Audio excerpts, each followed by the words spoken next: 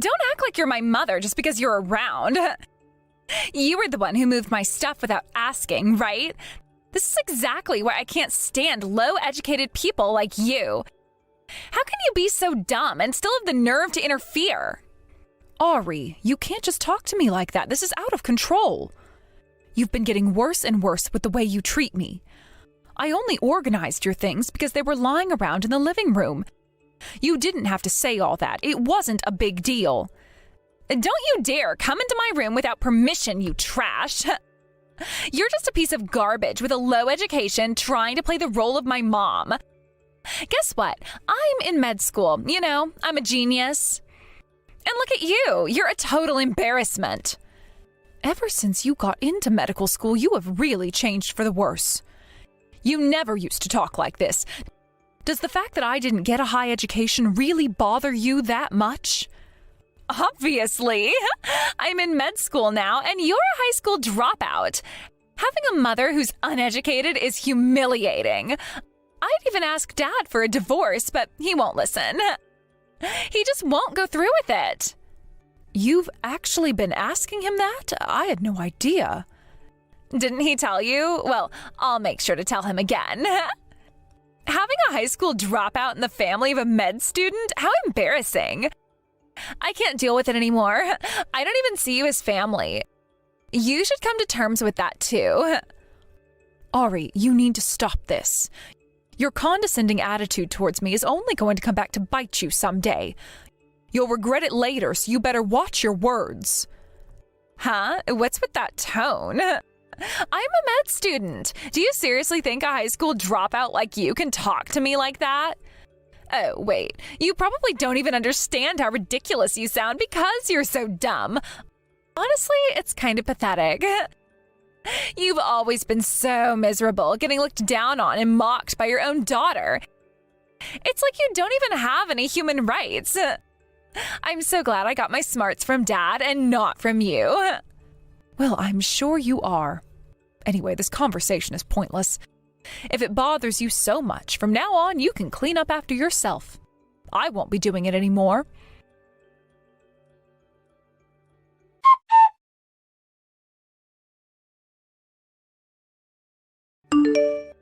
Richard, are you coming home tonight? We really need to sit down and have a proper conversation. Huh? A conversation about what? You know what I mean. It's about her. Oh, that. Well, we'll talk when the time's right.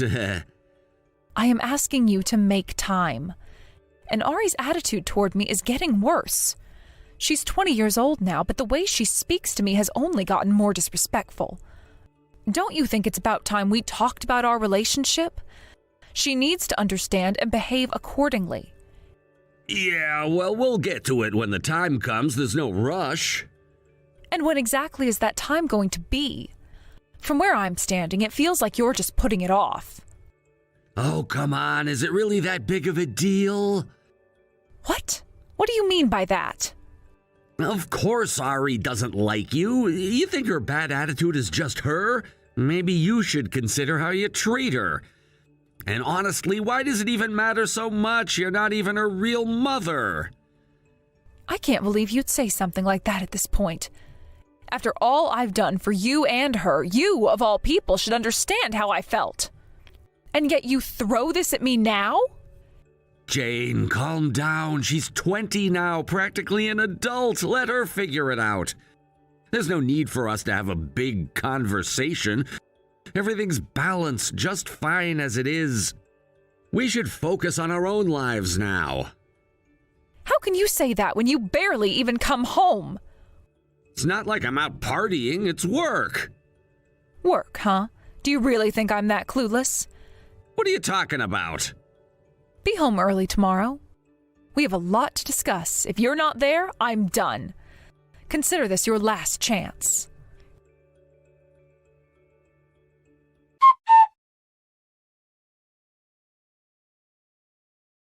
I was bored because there was no school today, so I cleaned up for you.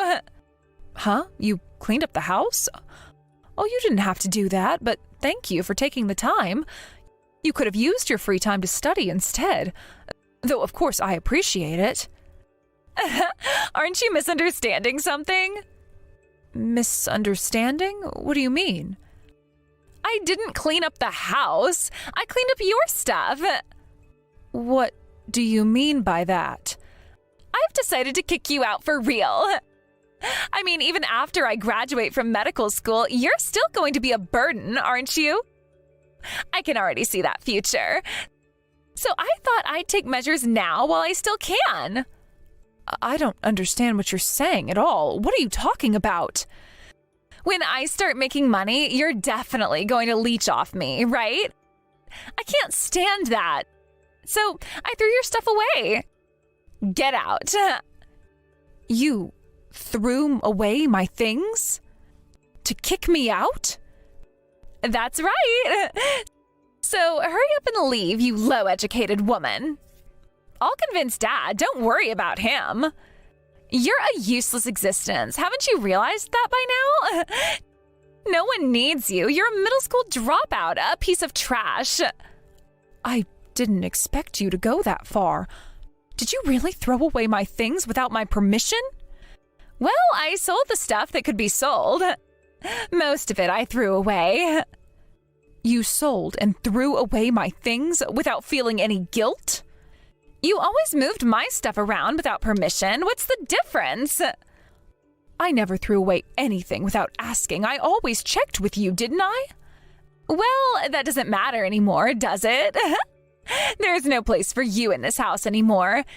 Get out, you disgraceful dropout hag. I'm shocked. I never thought you'd go this far. I've had enough. I can't think of you as my daughter anymore. Huh? If you've had enough, then hurry up and leave. Anyway, I am changing the locks soon, so you won't be able to get back in. You're a parasite leeching off me and Dad. It's time for you to disappear. I mean, don't you understand the difference between us? You're not fit to be my mother. It's unbelievable that someone who is a middle school dropout would try to act like the mother of someone like me, a medical student. Stop pretending to be my mother, you low-educated loser. Get out of here already. Well, I'm not your real mother anyway. What? I've had enough. I am tired of dealing with this nonsense. I think that you're old enough to understand now, so I'll be clear. Ari, you're not my real daughter. You're your father's child from his previous marriage. What the hell are you talking about? I've never heard anything like that.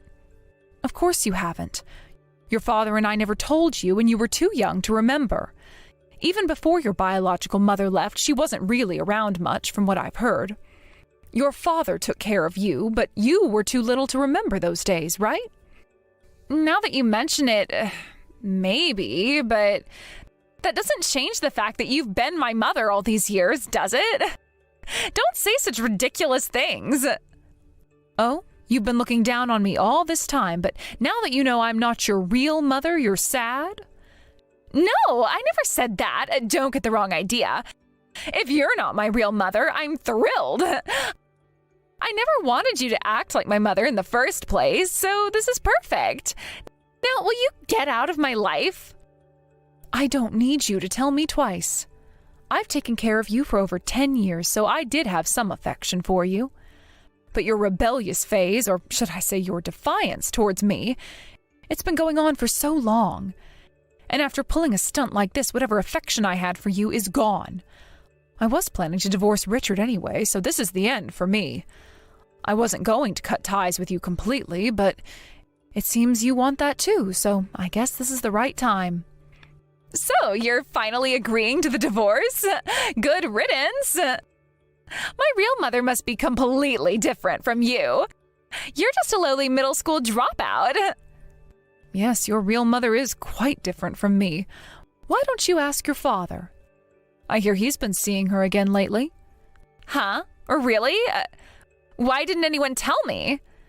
I would have been thrilled to know my real mom was around. Well, I'm leaving now, so why don't you invite your real mom over and live together? Go ahead. But don't forget, you still owe me for the tuition. Tuition? What are you talking about? I've been paying your tuition. Richard, as a contract worker, couldn't afford to send you to medical school. You've only been able to attend university thanks to me. And yet this is how you repay me. Repay you? You think I'm going to rely on you? You're just saying whatever comes to your mind because you've lost. Good. Now don't ever come back to this house again. I'm going to live happily with Dad and my real mom. Well, I hope that works out for you. Goodbye, then. Thank you for the last 15 years, though I don't feel any gratitude.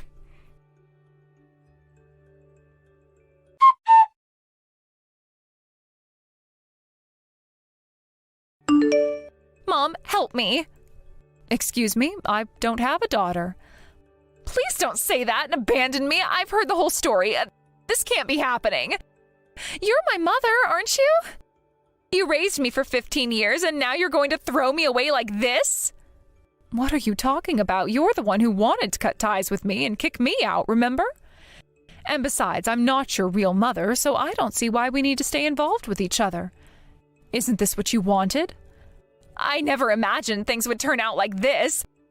Dad says he doesn't have any savings at all. And because I kicked you out, we have to pay you alimony on top of everything else. There is no way we can afford tuition. You've hardly ever called me Mom, and now you want to? Isn't it a bit convenient for you to call me that only when you're in trouble? I'm no longer your mother, and I was never your real mother to begin with. Stop being so familiar. We're strangers now. Wait, please don't cut me off like that. I'm in real trouble here. You got what you wanted, didn't you? I'm gone, and your real mother is back in your life. So what do you need me for? Enjoy your reunion with her. I'm sure you'll have a lovely time. No, I haven't seen her in over 15 years, and I barely remembered her face. She sold all my precious things, my furniture and appliances. And when I told her I'm in medical school, she said I'd have to support her for the rest of her life. That's not how I thought things would turn out. You were convinced I'd mooch off you, weren't you?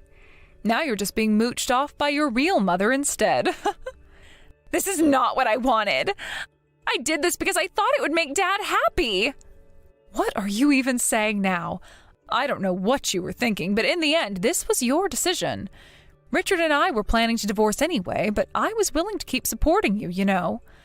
I just don't feel that way anymore, and that's entirely because of you. There's no way I'm paying for anything for you again. I'll also be collecting the money I loaned for your tuition. I'm so glad I had a lawyer draft up those loan papers. Wait, you're serious? Even though you raised me as your daughter, you're really going to make me pay you back? I can understand taking money from Dad, but from me too? Are you even listening to yourself? You are 20 years old. You're old enough to take responsibility for your own actions. And you need to start doing that. Your real mother has always been irresponsible with money, and your father lost everything because of her. That's why she left him in the first place, leaving him in ruins. I met him after that, and I agreed to raise you. I even paid for your schooling. And now, after you've thrown me out of my own home, you want to come crawling back? I'm done with this conversation. Don't contact me again. Wait, no, don't hang up. I'm sorry. I'm so sorry. Please, I'll do anything. Just don't abandon me like this. I have no one else I can turn to. I think we're done here. Goodbye.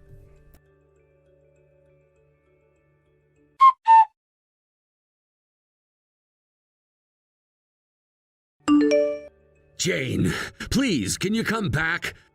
I never expected things to escalate like this.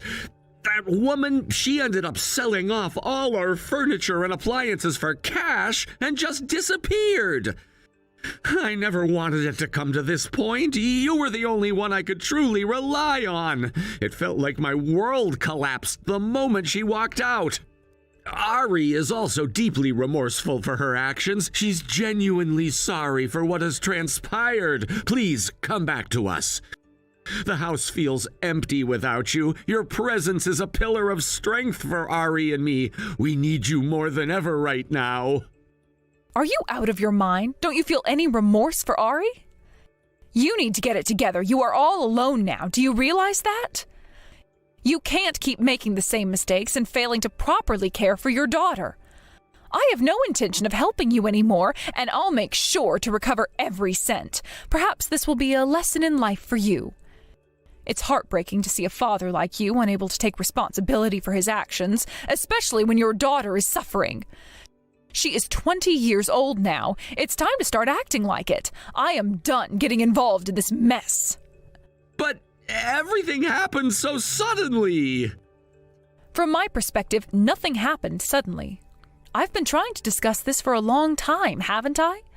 You're the one who refused to engage in those conversations. I even gave you a final chance to step up, but you didn't show up. Our relationship has been strained for months, if not years. We've been drifting apart, and this crisis was sadly inevitable. It's painful to admit, but I couldn't continue living in denial. I know, but... You're right. I've been lenient for far too long. I don't think there's anything left to salvage now. Instead of blaming your daughter for this situation, maybe you should reflect on yourself and your decisions. It's time for you to become a better father. Ari needed your guidance and support, but you weren't there when she needed you the most. It's not too late to make amends, but it requires genuine effort and a commitment to change. Jane, I'm truly sorry. You're right. I now see that I haven't been a good husband at all, and I deeply regret that. It's hard to accept, but I need to acknowledge my faults. I've let you down and failed to support you and our family when it mattered the most. I can't even begin to express how much remorse I feel. I'm willing to do whatever it takes to earn back your trust and support. Please, give me another chance to prove myself. I promise to be a better husband and father from now on. That's enough. From now on, focus on Ari. Be there for her.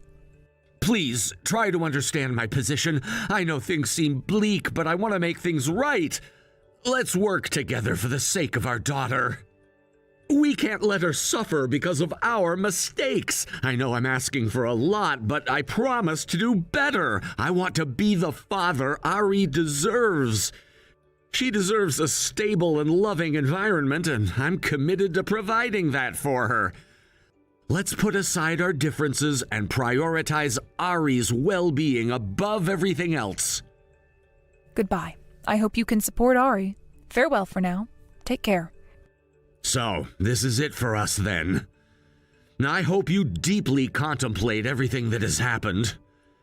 I wish you the best, and I genuinely hope you find a way to set things right. I'll always cherish the good times we shared, but now I must prioritize my daughter's well-being. I hope you can understand that. Take care of yourself, Jane. I hope you find peace and happiness in your life. Farewell for now, and perhaps someday we'll find a way to reconcile and move forward together.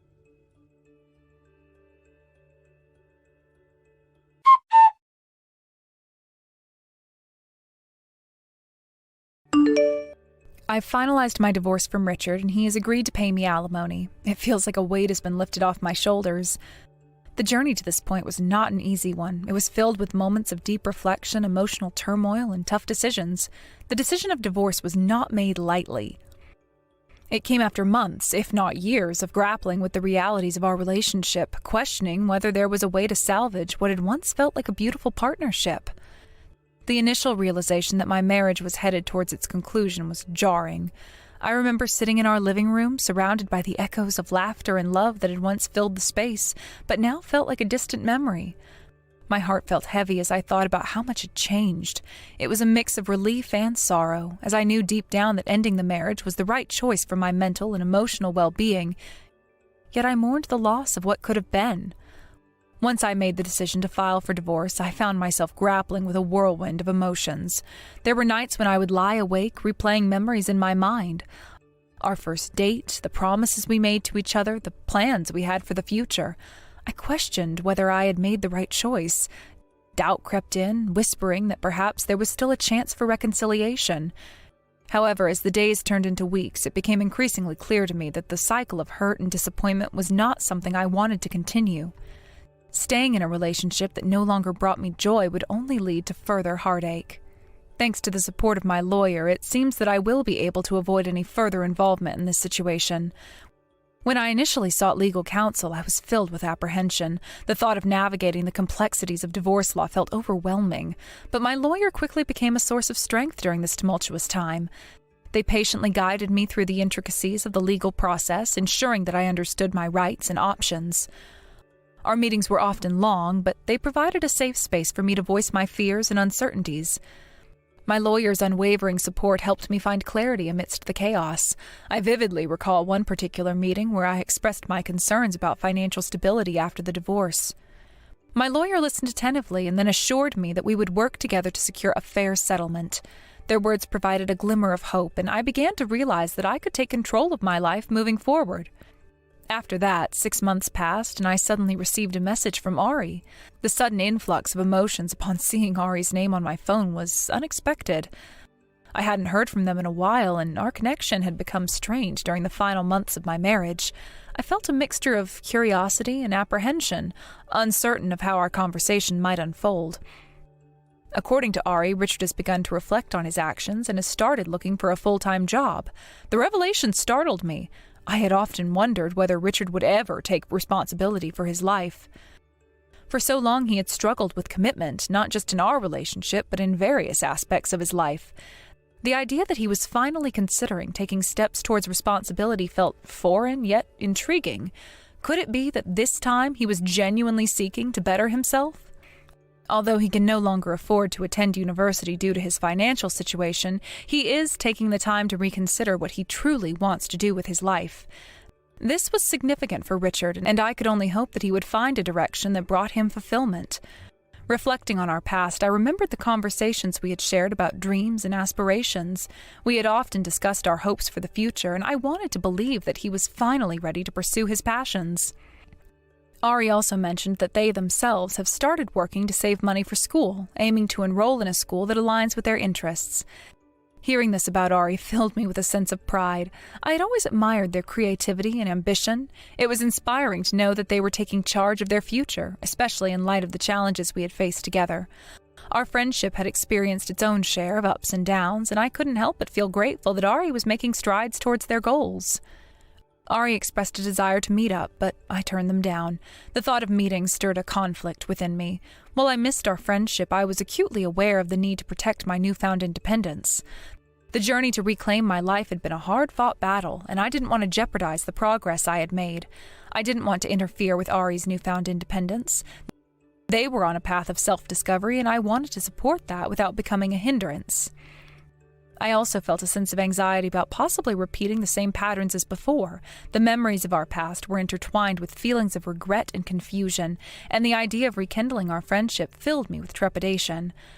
I had spent months healing from the emotional scars of my marriage, and the prospect of diving back into a complicated friendship felt overwhelming. I didn't want to risk the stability I had fought so hard to achieve. Even now, I occasionally receive messages from them, but our conversations are superficial and polite. This arrangement has allowed us to maintain a connection without delving into the complexities of our shared history. Each message feels like a thread that keeps us linked, but not entangled. Both Richard and Ari have settled their debts, including the alimony, and have distanced themselves from me. This newfound distance brought a measure of peace. It allowed me to focus on building my life without the burden of unresolved issues hanging over my head.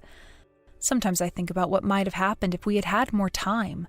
I find myself lost in thought, wondering about the possibilities.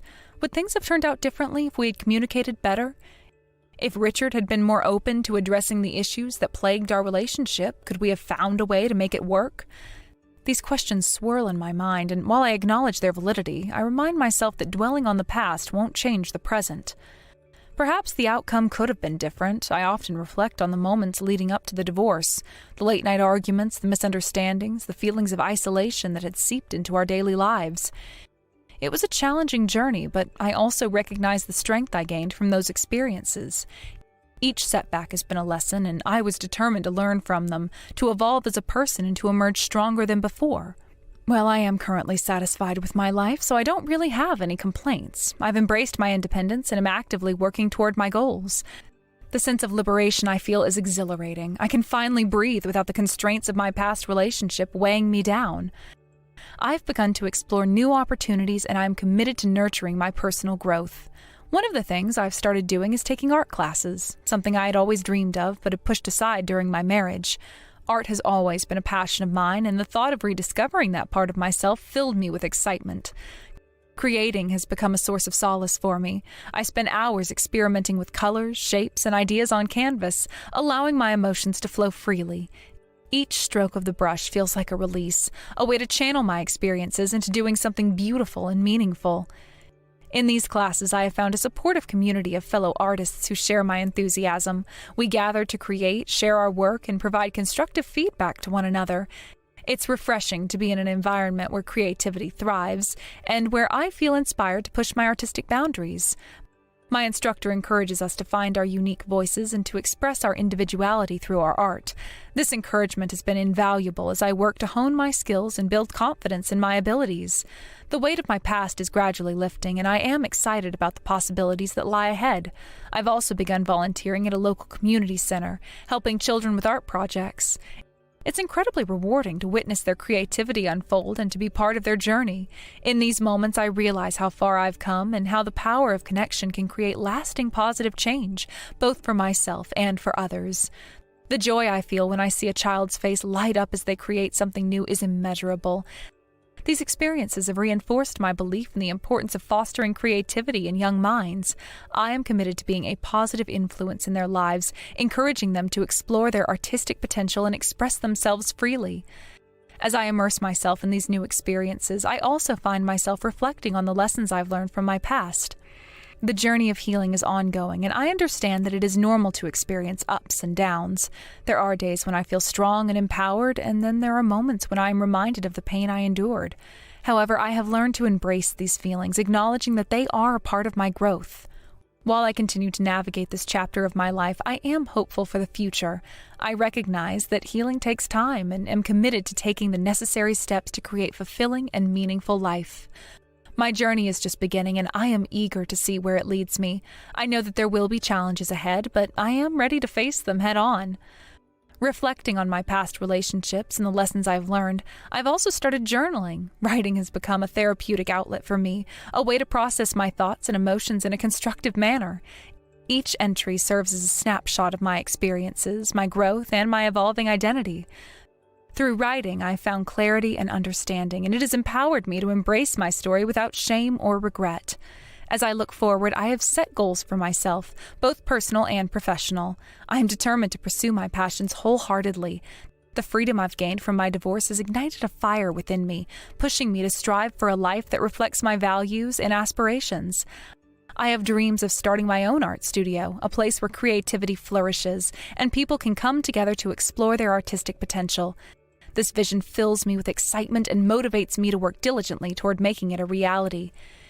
In my moments of solitude, I find solace in nature. Long walks in the park allow me to connect with the world around me and to appreciate the beauty and simplicity.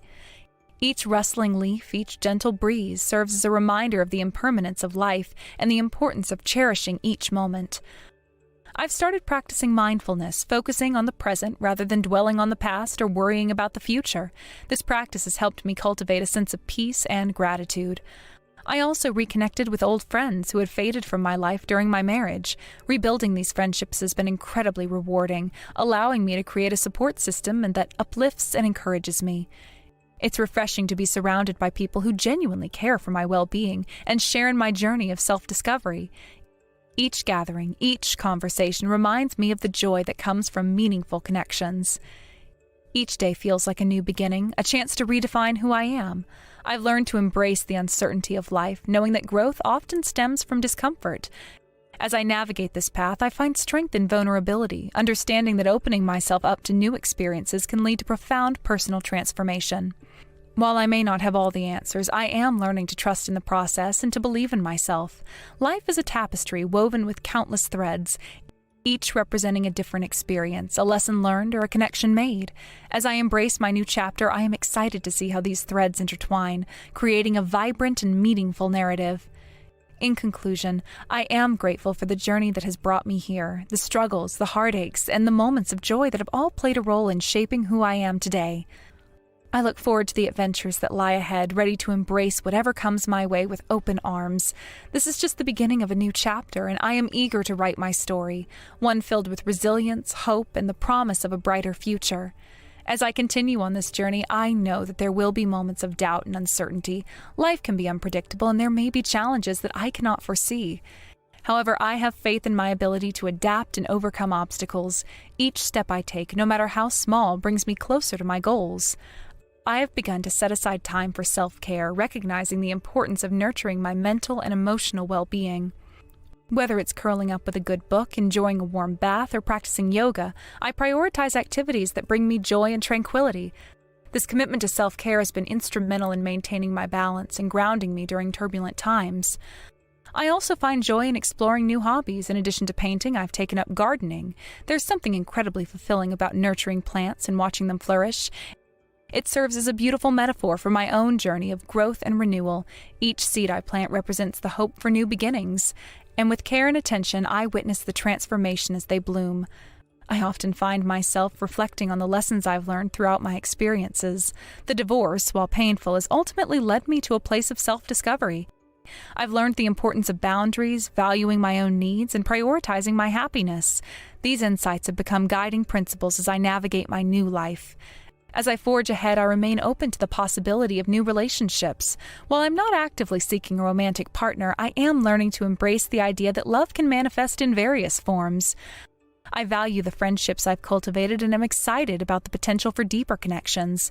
I understand that love does not have to be confined to traditional norms. It can be found in the camaraderie of friends, the bonds with family, and even in the connections I build within my artistic community. In the meantime, I focus on my personal growth and the pursuit of my passions. Each day presents an opportunity to learn something new, to challenge myself, and to expand my horizons. I set small, achievable goals that keep me motivated and excited about the future. Whether it's completing a painting, mastering a new technique, or reaching out to someone new, I take pride in each accomplishment. Hey, Mom. I just wanted to remind you about our plans today since I have some updates. It sounds to me like Jack was able to get reservations at that one restaurant that I was telling you about. I don't think it's going to be anything too formal, so just show up how you would to any other restaurant. I think we're going out for Italian, so don't wear white. Yes, I suppose that would make it pretty easy to see where I got sauce on myself, wouldn't it? But I'm glad and grateful that Jack was able to find a good place to book for us. I'm really looking forward to this. Forward to this too, Mom, but I'd be lying if I didn't say that I was also a bit nervous. What, Jessica? What is there to even be nervous about? Did something happen between you and Erwin? No, it's nothing to do with Erwin and I at all, but it's just that, well, I guess his dad said some things that just really weren't sitting right with me. And I think that some of what his dad has been saying might be starting to rub off on Erwin. I'm not really sure if I can explain it any better than that without going into too much detail about what all was said. I'm sorry, but I guess I'm just a little bit confused. If you don't want to talk about this, then that's okay, but I'm afraid that I can't really follow along with what you're saying to me. Well, it's just, I don't know. I guess that Erwin's dad really doesn't seem to be happy about the fact that I was raised in a single-parent household. And this isn't just hearsay, Mom. He's actually told me this himself. And now even Erwin has been saying things that hint at him not being happy about it either. Wait a second. You mean that your fiancé's father and now even your fiancé are talking bad about the way that you were raised? What were they even saying? I don't know. I wasn't really trying to listen, to be honest, but you know his family, they all come from a long line of politicians, and I guess they just have some pride about that. And I think more than anything, they probably just have a lot of misconceptions and misgivings about what being raised in a single-parent household even means. But I just know that if they were to meet you, that would probably solve everything. I mean, you do know who Erwin's dad, Jack, is, right? Yes, I think I've heard of him, but I think that we've hardly ever actually interacted in person. Although I'm sure that Jack wouldn't want to try and start anything with me as soon as he realized who I am. No, I don't think that he would try and start with you over anything. Although, don't be surprised if he gets a little competitive about things. I suppose that might have to be expected, won't it? But if that is all that's going to happen, then I'm not sure what you're worried about. I think I know how to handle myself, thank you very much. After all, I think there were plenty of people who thought that they could look down on us just because I was raising you all by myself. But I am sure that if we all just sit down to eat a nice meal and talk this out, that we'll be able to clear up some of their misconceptions. Although, that being said, I have to say that I'm surprised that someone would actually still cling on to such an outdated belief. I know, you're right. You might be fine tomorrow, but that wasn't all that I wanted to talk to you about. There's something else that I wanted to discuss with you before the meal. Oh, really? Oh, well, what is it that you wanted to talk to me about? What else is there that I should know? The thing is that both Jack and Erwin asked for your phone number so that they could get in contact with you. So I was just wondering if you wouldn't mind if I shared that with them before tomorrow. Well, that's a bit strange that they would ask you for that when we're all about to meet tomorrow in person anyways. Can they not just get my number from me directly tomorrow? Why can't we just do that? I don't understand why we wouldn't be able to make that work. In fact, that seems like it would be so much easier to me.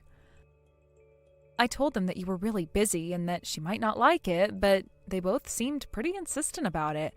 I don't know. You know how they get. It isn't like I didn't try to explain all of that to them. I see. Well, then I guess that means that they won't take a simple no for an answer.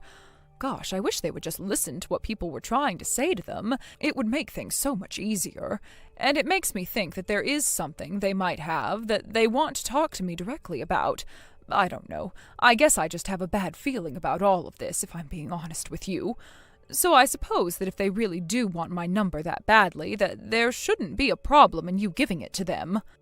Okay, I'll go ahead and pass along your number to them. Thanks so much for understanding, and sorry to bug you with this when you're already so busy. You don't have anything to apologize about, Jessica. After all, you're not the one asking for this. But I just do hope that things between you and Erwin are still going well. I just want you to know that it's okay to call this off if you feel that it's not going well. No, it's nothing too bad or serious. I just wish that they would be a little more open-minded towards you and the whole raised by a single mother thing. And I think it just stinks that this is even a topic that we have to clear things up on and try and make them feel comfortable with. Does all of that make sense? Of course it does, and I completely understand why you would hope to have more support from your fiancé and his family. But hopefully, after we all sit down and talk about this tomorrow, it won't become a problem in the future. Either way, I am really looking forward to the meal and seeing everyone in person. It feels like it's taken so much work to finally put all of this together. So I'll see you tomorrow, dear. You have a lovely rest of your day. It was nice talking to you, even if it was just about putting all of this together in the first place.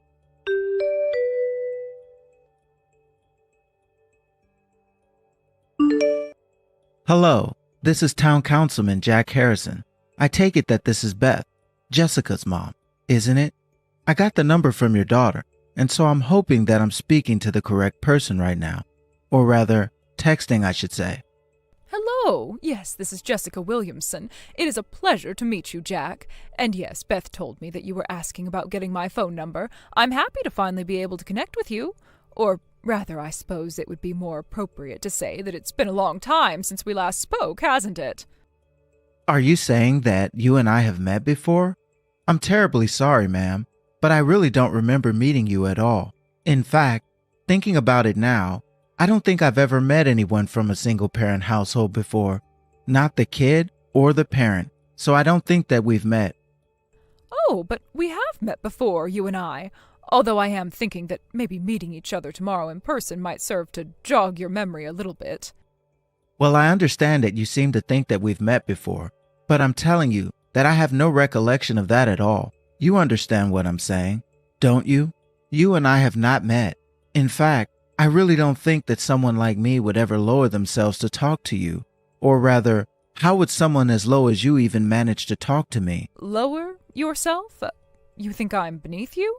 I really don't understand what it is that you're trying to get at, but if you're saying what I think you're trying to say, well, I think it would do you well to choose your next words very carefully. Right, look, I'm going to get to the chase and skip all the niceties, okay?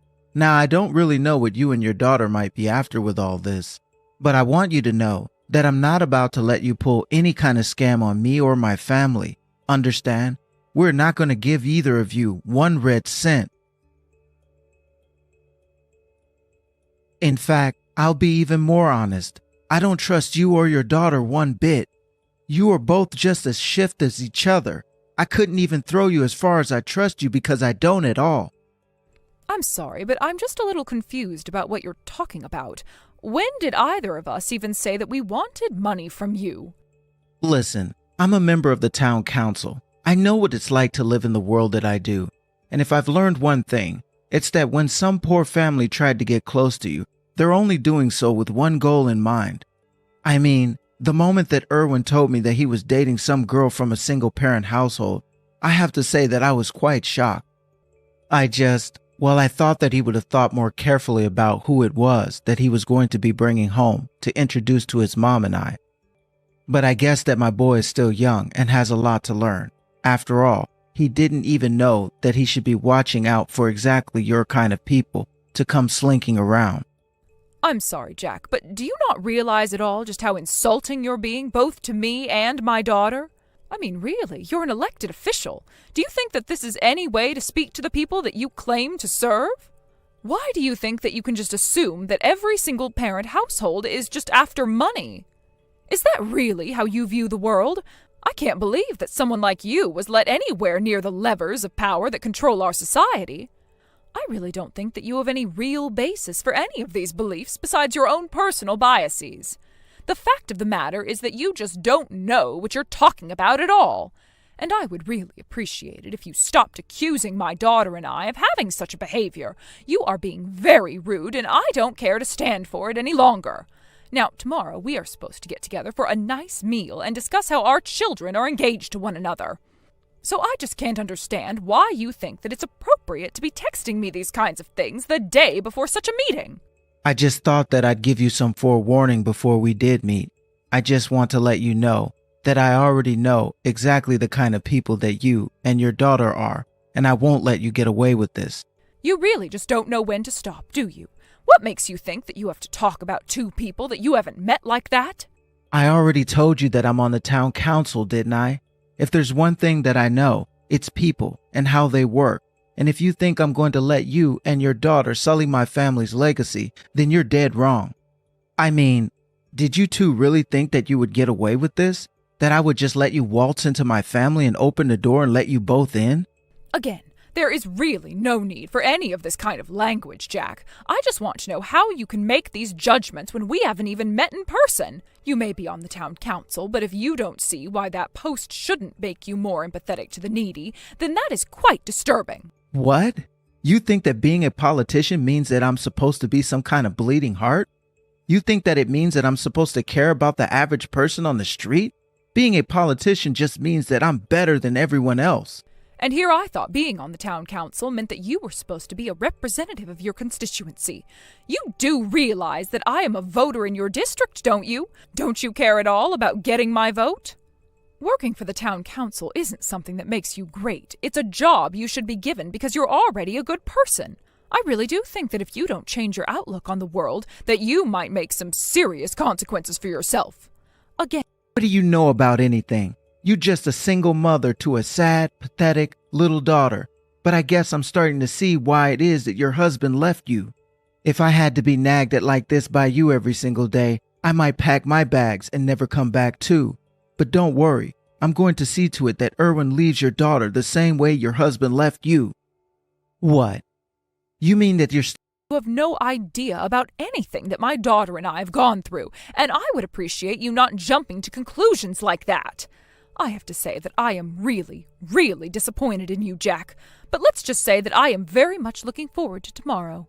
I can't wait to see the look in your face when we finally see each other in person. After all this time. Oh, I'm already trying to hold my laughter thinking about how you're going to react when you do see me. That you're still going to come tomorrow, even after all that I've said? You're a persistent one. I'll certainly give you that, lady. But just know this, that this isn't going to change anything. I'm going to protect my family from no good lowlives like you and your daughter. I won't let some poor rabble like you sink their claws into my son. I'm just going to say that the only reason I'm even bothering to show up for this tomorrow is all for my daughter's sake. You, your family, your son, and your status, none of that matters to me one bit. All I care about is Beth. Although given the way that you've been treating me just in this text conversation alone, don't be surprised if this whole engagement just falls apart. Look, I think that as parents...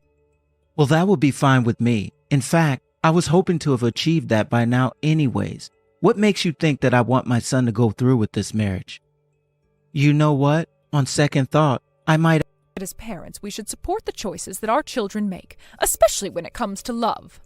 Now, if you think that my daughter has some kind of ulterior motive, I can assure you that she doesn't, and I'll have you know that neither do I. I might actually be okay with your daughter marrying my son, as long as she promises never to talk to you ever again. I mean that I'd let her... I'm sorry, I don't think that I'm following along with what you're saying. What would be the point of that? I'd let her marry Irwin if she just cast off her past as someone raised by her mom.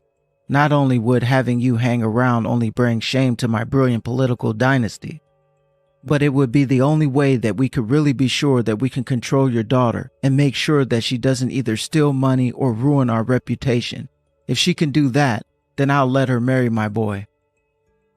Well, I'll say this much for you, Jack. You certainly do have an overinflated sense of self. I mean, I know that powerful men are supposed to be all ego, but you're like a bad caricature of a lousy politician. I mean, to think that the day before we were supposed to meet in person, you reach out to me just to insult my family and I like this? You must really think that your family is the cream of the crop around here, don't you? Of course I do. My family has literally helped to lead this town for generations. What have you done with your life besides lose a husband and raise a useless daughter? Even my son is working in my campaign office, and one day, if he learns how to do it right, he'll be ready to take over my seat on the council. But before that can happen, I need to make sure that he gets smart enough about what kind of people he's letting into his life. Sorry, don't we live in a democracy? I don't see how you think you'll just pass along your seat. And I will ask you to keep your comments about me, my daughter, and how I raised her to yourself when we meet tomorrow. If you have a problem with anything that I have to say tomorrow, then you can leave and cancel the whole engagement. I'm a politician, and here in this country, we have a little thing called freedom of speech. Got it? But more important, I am going to do whatever it takes to protect my family from people like you, and that's why you're not going to get away with this.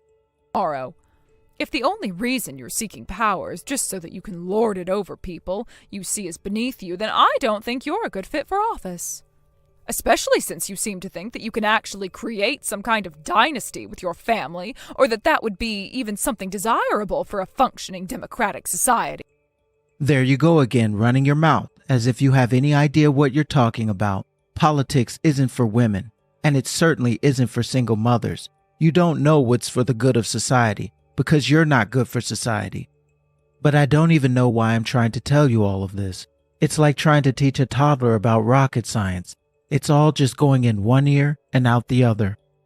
Yeah, you're right. I am getting nothing of value from this conversation at all, but I suppose you'll just have to try again in person tomorrow. Anyways, that's all the time I have to text. I look forward to seeing you then. Excuse me.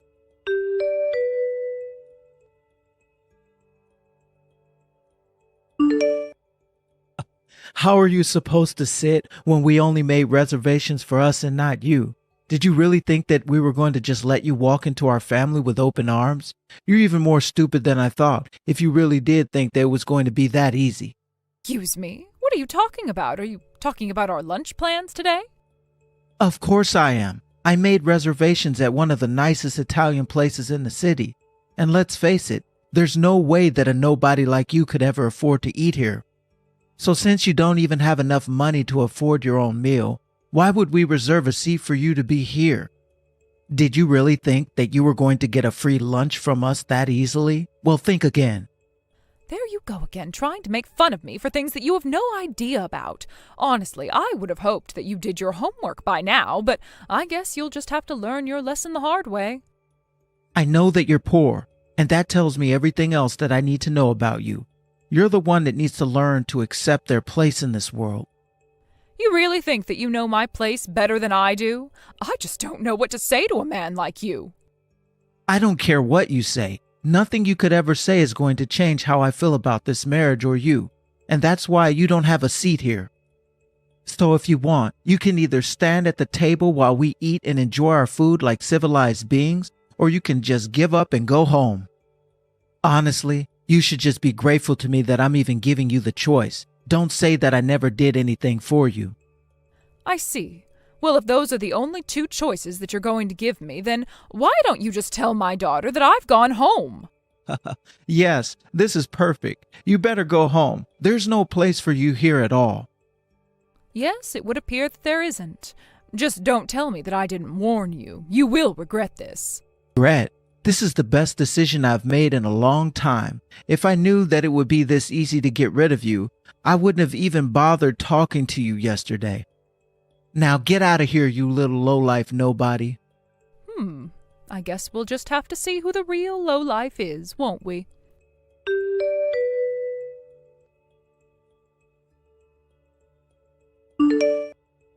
Hey, what the heck is going on here, huh? We've been waiting at the restaurant for a long time now, and nobody's here. I mean, not even my son has shown up here yet. He's not even picked up his phone. Do you have any idea what's going on here? Our whole family is over. It's ruined, and you were the one that ruined it. Wait, what?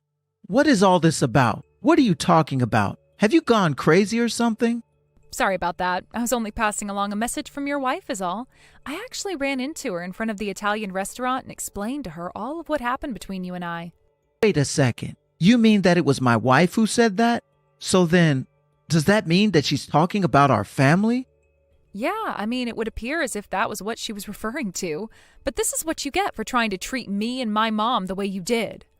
I'll have you know that no one in my life has been more supportive of me than my mother. But What are you talking about, Jessica? I just really don't get where someone like you gets off. I mean, why be so judgmental about people you haven't met when you're literally going to meet them the next day?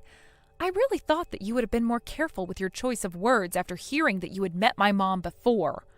But I guess your wife was able to figure out what you couldn't anyway, and that's why she got so distraught. I'm just saying. Okay, just what the heck is going on here, huh? What are you talking about? What did my wife figure out about what you're saying? I wasn't able to, huh? I'm just saying that your wife saw who my mom was, and that was her reaction to how you treated her. But I'm surprised that you couldn't fit all the pieces together. After all, my mom is one of your most influential supporters and basically won your last election for you. Hold on a second now. You're really not making any sense at all. I mean, are you really trying to tell me that I owe my victory to your mom? I just thought that you would have recognized my mom as the head of Williamson & Co. But I guess you were so hung up on the fact that she raised me as a single mother that you blinded yourself to everything else. And no matter how many times my mom tried to warn you, you just kept looking down on her. Wait a second. Are you trying to tell me that your mom is the same Beth Williamson who heads Williamson & Co.? That's right. And I'm just shocked that even after my mom gave you her full name, that you still accused her of being after your money. You really should have just kept your mouth shut until you had actually seen her face to face. But then again, not even Jack knew who my mom really was. This was going to be the first time the two of them met. But no, are you telling me the truth? Is your mom really? She can't be. She literally told you who she was and encouraged you to stop talking until we had all met in person. But are you telling me that you didn't even do any looking into who my family might be, where I was coming from? Or did you think that it would just be a waste of money and resources to do so much digging into a nobody like me? Even as a politician, I would have thought that name recognition alone would have been enough to tip you off, but... Please, you have to tell me where your mom is right now. I am serious. But she already told you that she was going to go back home, didn't she? As for me, after I met up with your wife, I texted Jack and told him that I couldn't get married to him anymore. So even though we'll probably never meet again, I hope that this serves as an important wake-up call to you about how to treat others. What do you mean? You broke up with my son. But what about the wedding? What's going to happen with that? I just told you that there isn't going to be a wedding. I wouldn't want to join your family in a million years. But we came from a long line of leaders and politicians. Why should any of that matter if you just use your prestige and power to look down on others? I've already talked to Jack about all of this as well, so it's over. Please don't bother my mom or I again.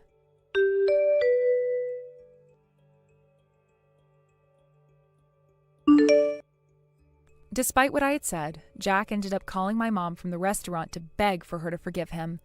He must have been really desperate to have that kind of conversation in a public place, because it turns out that a local reporter was at a nearby table and overheard half of the phone conversation. He picked up enough to hear that Jack had been very cruel and mean in his language to an important supporter. When he finally figured out who my mom was, the reporter asked her to comment on the story. She didn't, but her texts with Jack were somehow leaked to the press. And so, in the midst of his son's engagement falling apart, the news about Jack broke and his support rates with votes quickly tanked. After that, investigations into his campaign revealed some financial irregularities, and now it's a whole thing. Frankly, I stopped following the story shortly after it broke, as I knew all the details that mattered to me. I'm just grateful that I dodged a bullet by not marrying into Irwin's family and getting my mom caught up in all of this as well. As for my mom, after all of the news stories about Jack and his family were breaking, she withdrew all of her support for any of his campaigns and released a statement explaining why she chose to do so. Not only were the financial crimes a problem, of course, but she discusses the inappropriate way that Jack conceived of political power and how he lacked the spirit appropriate for having such power in a pluralistic society. I can only hope that this whole story serves to warn powerful people about being too full of themselves, but I'm not going to hold out much hope. Thank you for watching. If you liked this video, please give it a thumbs up and don't forget to subscribe to see more content like this. Hi, Marion, honey. What are you doing right now? I'm not gonna lie, I'm pretty bored. Why don't you bring Victor over to play? Not like I have anything better to do. You haven't been coming back home recently, and Mom's been feeling sad. How about you fulfill your daughter-in-law duties for once? I'm sorry, I'm still at work right now. I can't come. After I'm finished with work, I'm going to pick up Victor from school, and then we're going back home. What are you on about? I can pick him up easy peasy. Just let me get my wallet and my keys, and I'm good to go. If someone who isn't the child's parent is coming to pick them up, they'll have to notify the school first. Otherwise, they won't let the child go with them. Oh, come on, really? Oh, that's such a drag. I was doing him the honor of coming over to play. Thank you so much. I'm sure he'd love to play with his Auntie Bailey sometime soon. Enough about that. Isn't your older sister without a job, Marion? What? No, she isn't jobless. She has a proper job. But the job's only part-time, right? Oh, seems like she has too much time on her hands. Isn't she my age, actually? Yes, I think she is. In case you're wondering, she's 38 years old. And she's a certified recluse, I hear. She was diagnosed with chronic depression, so yes, she was living at home for 2 years. But starting this year, she's able to go back outside. She started a part-time job that's going well. This is so insane. It's actually funny. A pathetic, jobless recluse at this ripe age. I'm telling you, Miss Bailey, she's not anything like you say. It's not like she's married like I am. She's fallen behind in life, I must say. Oh, such a pity. Could you please refrain from talking about my own sister that way? You can't blame anyone for telling her so. It's the truth, after all. Perhaps, but it's still hurtful and rude. Well, I assume she must have a lot of free time, so I thought I would become her friend. What? You want to befriend my sister? Oh, it's such a pity she's a recluse. So I thought becoming her friend would open up new doors, you know? And also, my free time can be used up spending it with her. It's literally the best win-win in the world, isn't it? Clarissa's busy with her own life right now, and it's not like she has no friends. On the contrary, she has many. I don't think she needs any more. Clarice, that's her name, right? Yes, it is. I think I met her once at my wedding, but I don't remember what she's like at all. Maybe she's just like you, without much of a goddamn presence. What are you trying to say? In any case, you need not worry about Clarice, but thank you very much for your concern. Oh, I'm so damn bored these days, Marion. Is that so? Why don't you find a job then? There's no way I'm gonna do that. I got married because I wanted to become a housewife, unlike your sister Clarice, who can't ever get married. What? I really cannot understand you, Marion. Going off to work even after getting married and having children? Just tell me, you don't exactly trust your husband, my brother. Now do you? I appreciate all the accusations, Miss Bailey. But lest we forget, you're currently living away from your own husband, right? You couldn't be more wrong. Grayson's only been reassigned temporarily. He stopped by just the other day, to talk to us about something. What? You seem to be claiming that he'd been reassigned temporarily, but it seems to him that you've kicked him out of his own house. Your husband Grayson visited us to vent about how he wants a divorce, but you'll have none of that. Wait, huh? This is news to me. We're only taking some time to work on ourselves. I plan to go back to our old life together with a little more time. We aren't living separately. He really has been reassigned. We're only living away from each other for a short time. In his eyes, that's not how it seems, Miss Bailey. It is what it is, damn it. Do you really have no intention of changing the cause of this situation? The cause? I was told that you've been doing the housework since you married him 6 months ago, and you've stopped doing that completely, haven't you? And I hear the reason's because you're hooked on some video game. Is that true? That's not true at all. Even housewives need some time off from their busy schedules, How can you be so busy if you don't do any of the housework? You found a game online that you think is fun and you play it all day long without cleaning any of the rooms and whatnot. And what's worse, you use his credit card to buy branded pieces of fashion. Grayson's been fretting over the bills because it just amounts to more than he can handle, you see. If I buy branded items and then sell them immediately, it can be converted into money to use for the game. It's not like I'm paying thousands of dollars in liquid cash for these things. Don't you think it's a good way to make money? That's called resale, Miss Bailey, and I believe that's a crime. But still, it works. Because of it, I'm now a master at build games. And no, I haven't told Grayson about this, but I'm doing that these days. The credit card's been terminated, and I can't pay money for games anymore. And things have become pretty droll.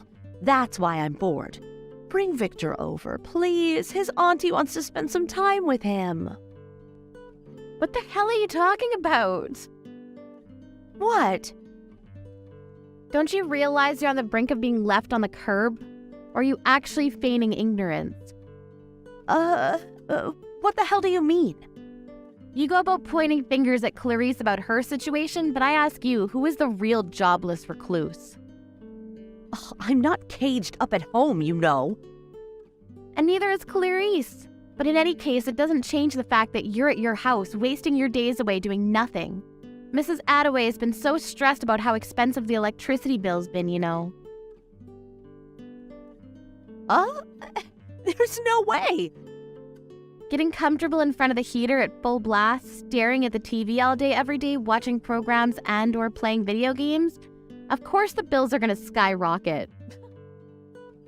That'll only be while Grayson's reassigned, and I'm gonna start doing the housework again when he comes back home. I'm telling you, Bailey, it doesn't seem like a temporary reassignment to me, and I don't think he'll be coming back ever. What? Did he say something like that? Yes, he did. Looks like he set himself on a divorce. Ugh, you can't be serious. You're just mad because I said some funny things about your sister, right? Tell me that's the case. I'm not mad, Miss Bailey. I do, however, feel like you're a pitiful human being. How dare you? I'm not pitiful in any way. And I resent you for comparing me to a lowly part-timer approaching 40. Clarissa's becoming a full-time employee starting next month, and I remind you, she's exactly your age. Here's the punchline.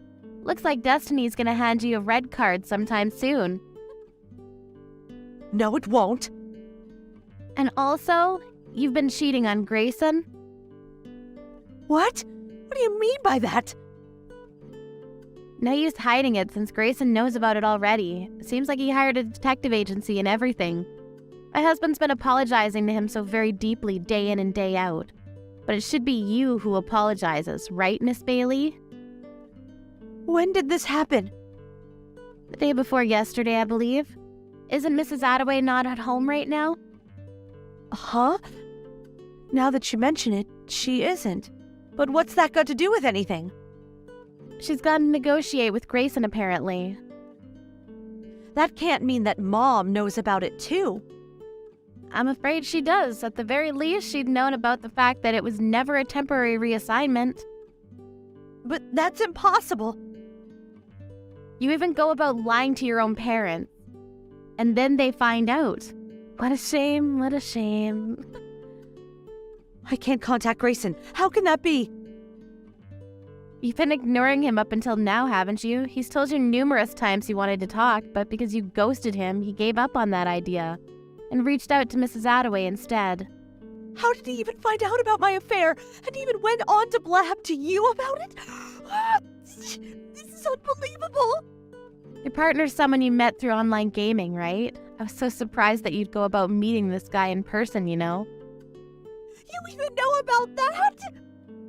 You're so lucky that all he ever assumed was that you were living separate from her husband. I applaud you. A jobless hunk approaching 40, dumped by her husband, and could be abandoned by her parents, too. Wouldn't you pity a poor woman like that? My husband and I have no intention of helping you, of course. You brought this on yourself, so you go fix it yourself, okay?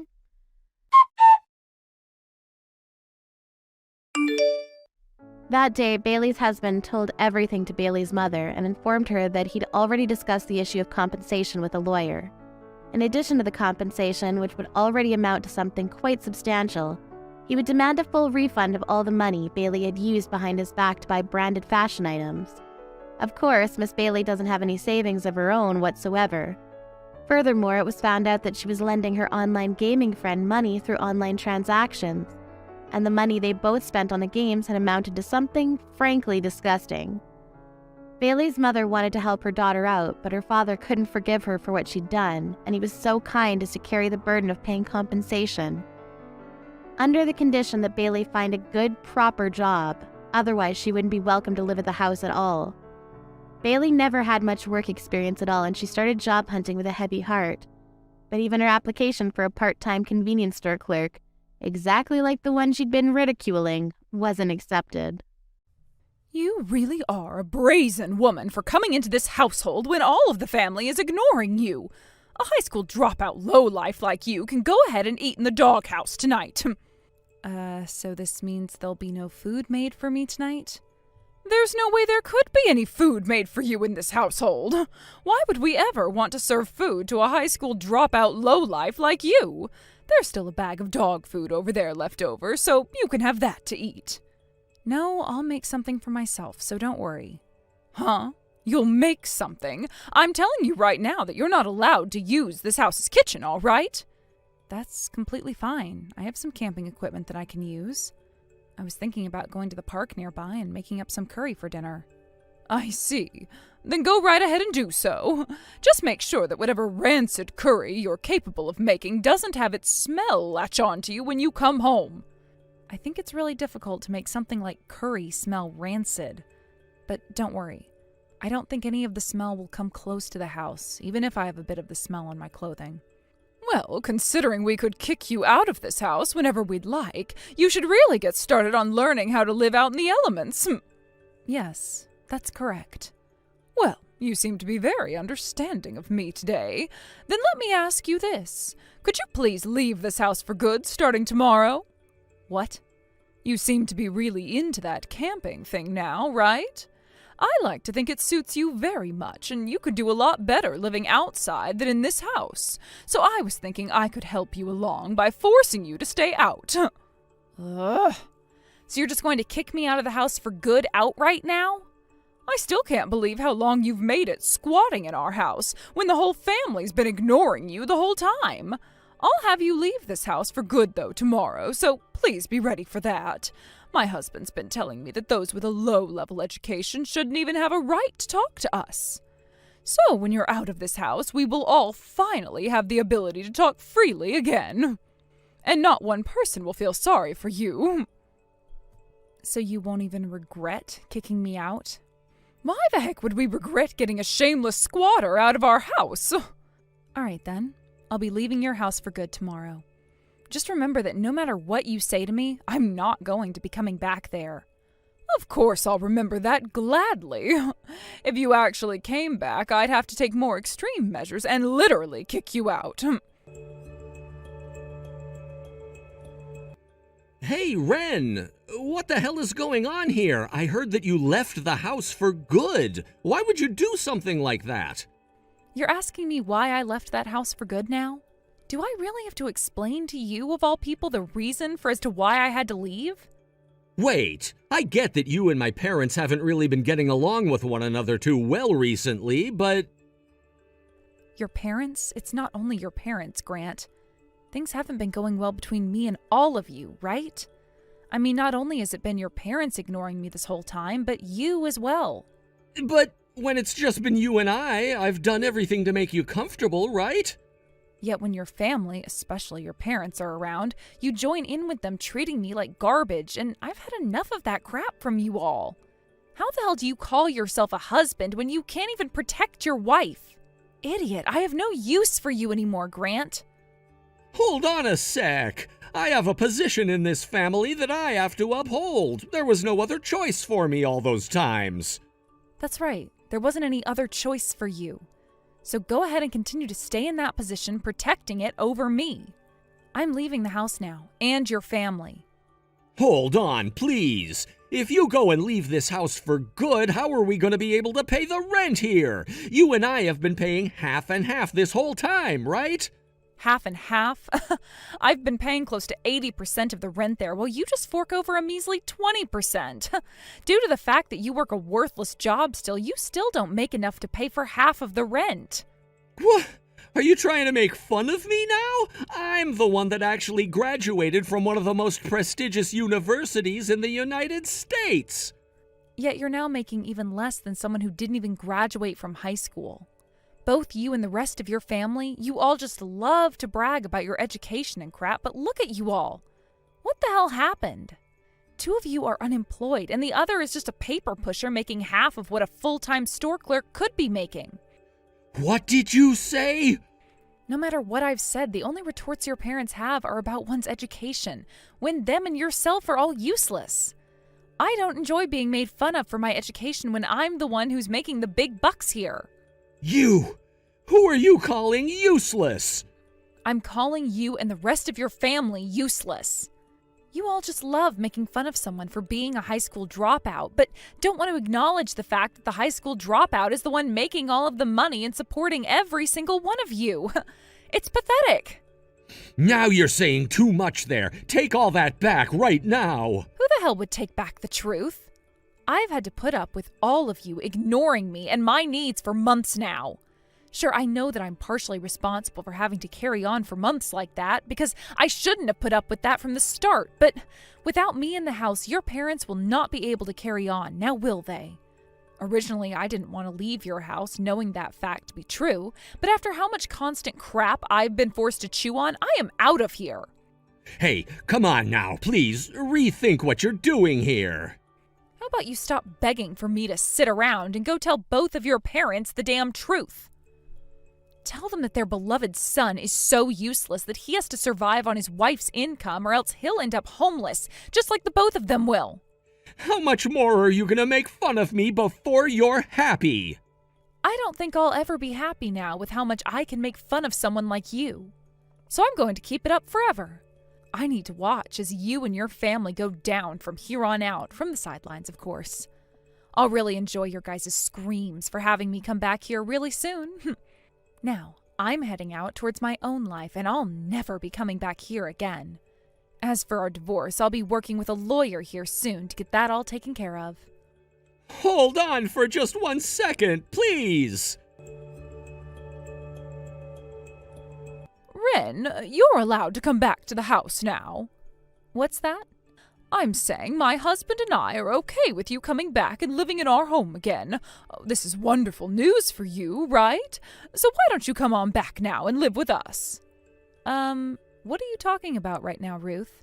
I was going to assume that after a month without me, you'd be wanting to apologize for everything you'd done to me before. But you're not. Apologize? And what was it again that we did to you that would require an apology? I assumed that you had finally learned your lesson and would want to come back home now. That's why I'm allowing your return. Damn, how large does one's pride have to be for them to talk with such arrogance? Then allow me to take the lead of this conversation from you.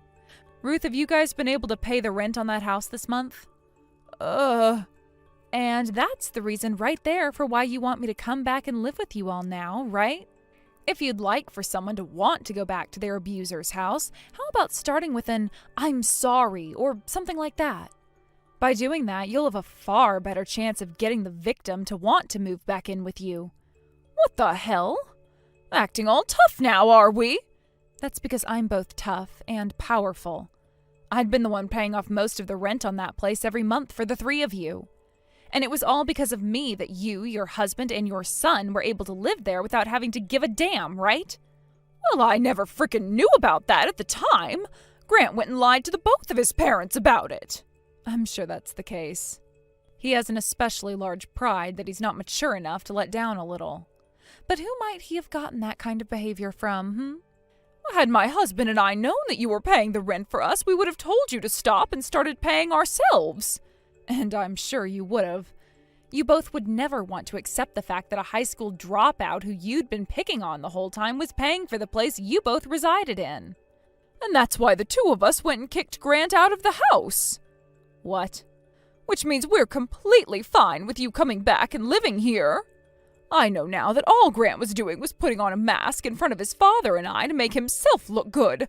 But when he'd go around you, he'd try to play the same game, right? Oh, that kind of a helpless man who tries to appease both sides is someone who we do not want in this house. Wow. All that spoiling you did for Grant, and now you've gone and kicked him out, just like that. I guess when you both realized that he was completely useless, you had no other option but to kick him out. Anyhow, you come back and live here, please. Neither of us will ignore you anymore, so don't worry about that. I'll even let you use the kitchen from now on. After all you've had to realize this past month, you're still talking down to me like you have the upper hand? I did say something about this a while back, didn't I? No matter what happened with you all, I would not be going back to that house.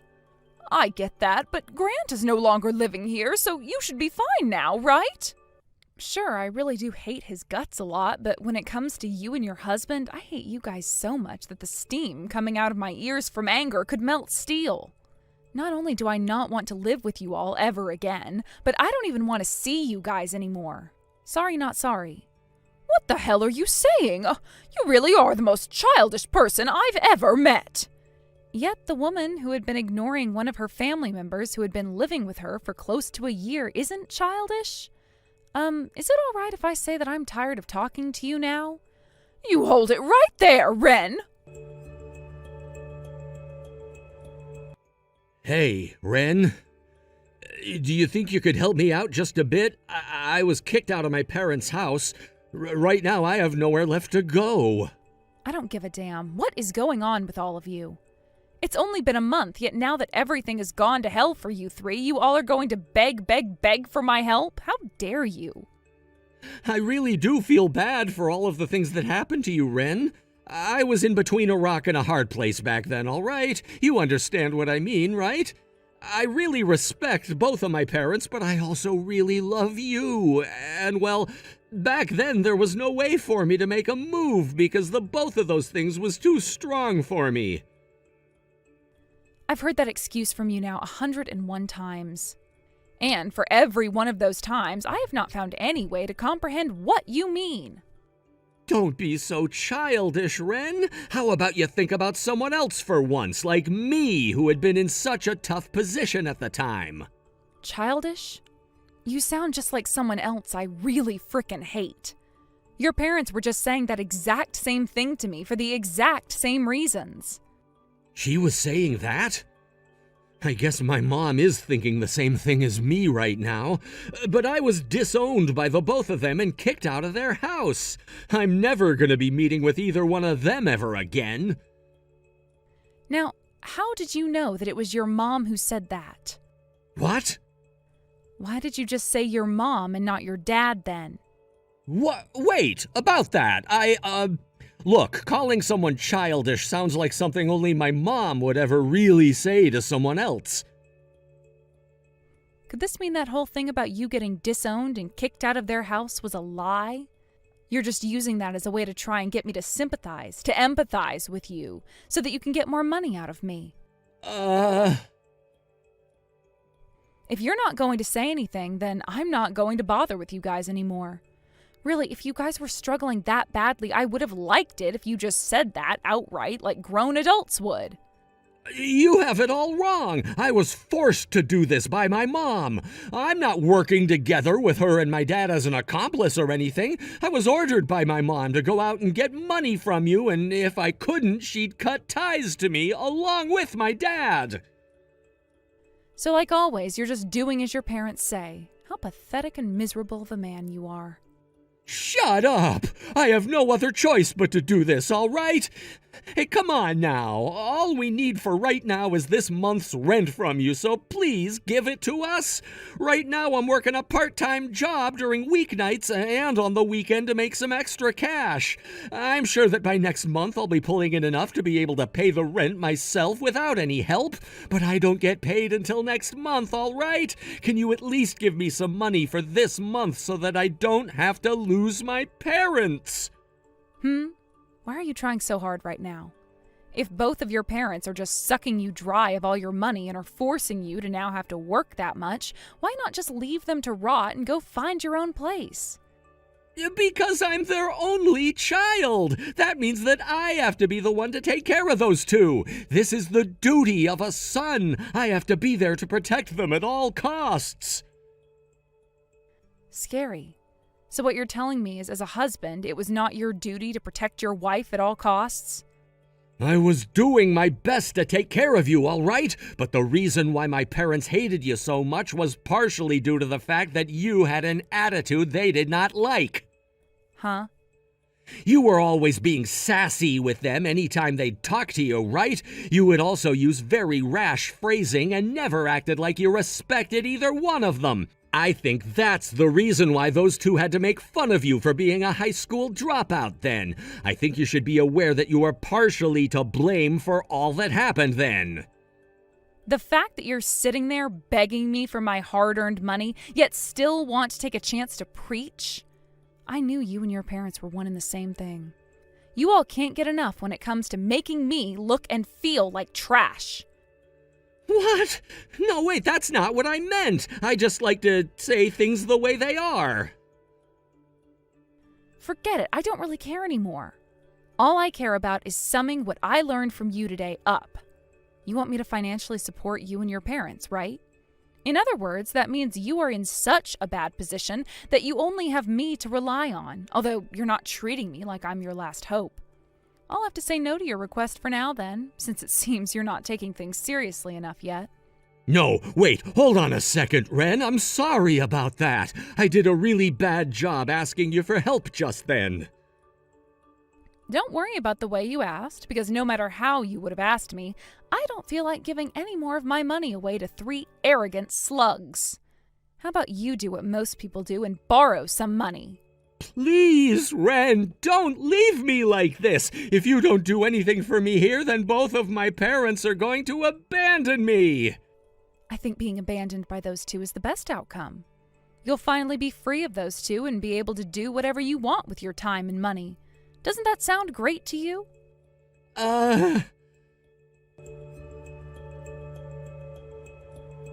Ruth, if you ever come around me like that again, I'm going to call the police. All right? Huh? What are you talking about? Stop playing dumb with me for 2 seconds. I saw you out there wandering around my house like you were looking for a way inside of it. I'm not sure how you came across my new address or anything like that, but if you don't get the hell out of here, I'm calling the police. I'm just out taking a walk is all, okay? I never knew that this part of town was so close to where you live now. And if you call the police on me, that's what I'll have to tell them. Ugh, is that what you think? Will you go ahead and do whatever and say whatever you want? Jesus, you really won't ever stop being such a tight ass, huh? Well, now that I know your house is around here, I have something I'd like to come and say to you. But before I come over, I'll give you a little rundown first. I happen to have this friend, all right? And he is a very muscular and scary-looking man who had even mastered 5 kinds of martial arts. And, well, I'd like to come over and visit you with him at my side. I have never been threatened like this before. What? Oh, you think that I'm threatening you? Explain how that was me threatening you. I'm not sure what about that made you think it was a threat, but if you don't mind, how about coming out from inside your house so we can talk? I came all the way out here to learn that it's where you're living, so how about you come out to say hi and chat for a bit? No, thank you. Go back to your house or anywhere else right now. And as for that man you just told me about, I don't care to meet him much either. Oh? Well, but it seems we're on our way over to your place right now. He seems to be really interested in you, actually, and has gotten a head start. Is that right? But I still have no plans of going out there to meet either one of you. I'm telling you, it's best that you both go home right now. That's not going to happen now. We're on our way right now, so it's too late for you. And it's far too late for you to regret everything now. So that's how things are going to be. All right, then. Mom? What the actual hell do you think you're doing? Who the hell was that man just then? Why was he going after Ren? What? Grant, what are you going on about right now? I'm not joking around right now, Mom, so please get real here. I want to know who that man was that you sent to Ren's house. Right as I got inside the house, he came and broke off the lock to the door. He then came in and started looking for Ren before I went and told him to stop. And then one of the security guards from the gated community came and took him down as they both threw punches at one another. So in the end, he was taken away by security? Wait. Grant, why are you at Ren's house right now? I came here to talk with her about the divorce and everything it entails. I brought over some other paperwork for her and was just dropping it off inside. And when that man broke into the house from behind me, it was all bad timing. Especially since that was when a security patrol was coming down the street and saw it happen. Then, if he was taken away by security, does that mean the police? I'm sure they're handing him over right now. Luckily, all the houses in this community have cameras all over them for that extra security. So he's going to have to face charges for breaking and entering, as well as for assaulting one of the security guards. Oh, all you ever do is the most needless things when I have a plan. Having to keep such a useless son like you around has caused me enough harm. Don't you come back to the house ever again. I am cutting ties to you forever now. Understood, Mom. What? You're not going to beg for me to forgive you or anything like that. There's just one thing I'd like to ask you before I go, and that's if you're really going to be okay, Mom. What? If you're willing to kick me out of your house now, then who will be the one to take care of both you and Dad?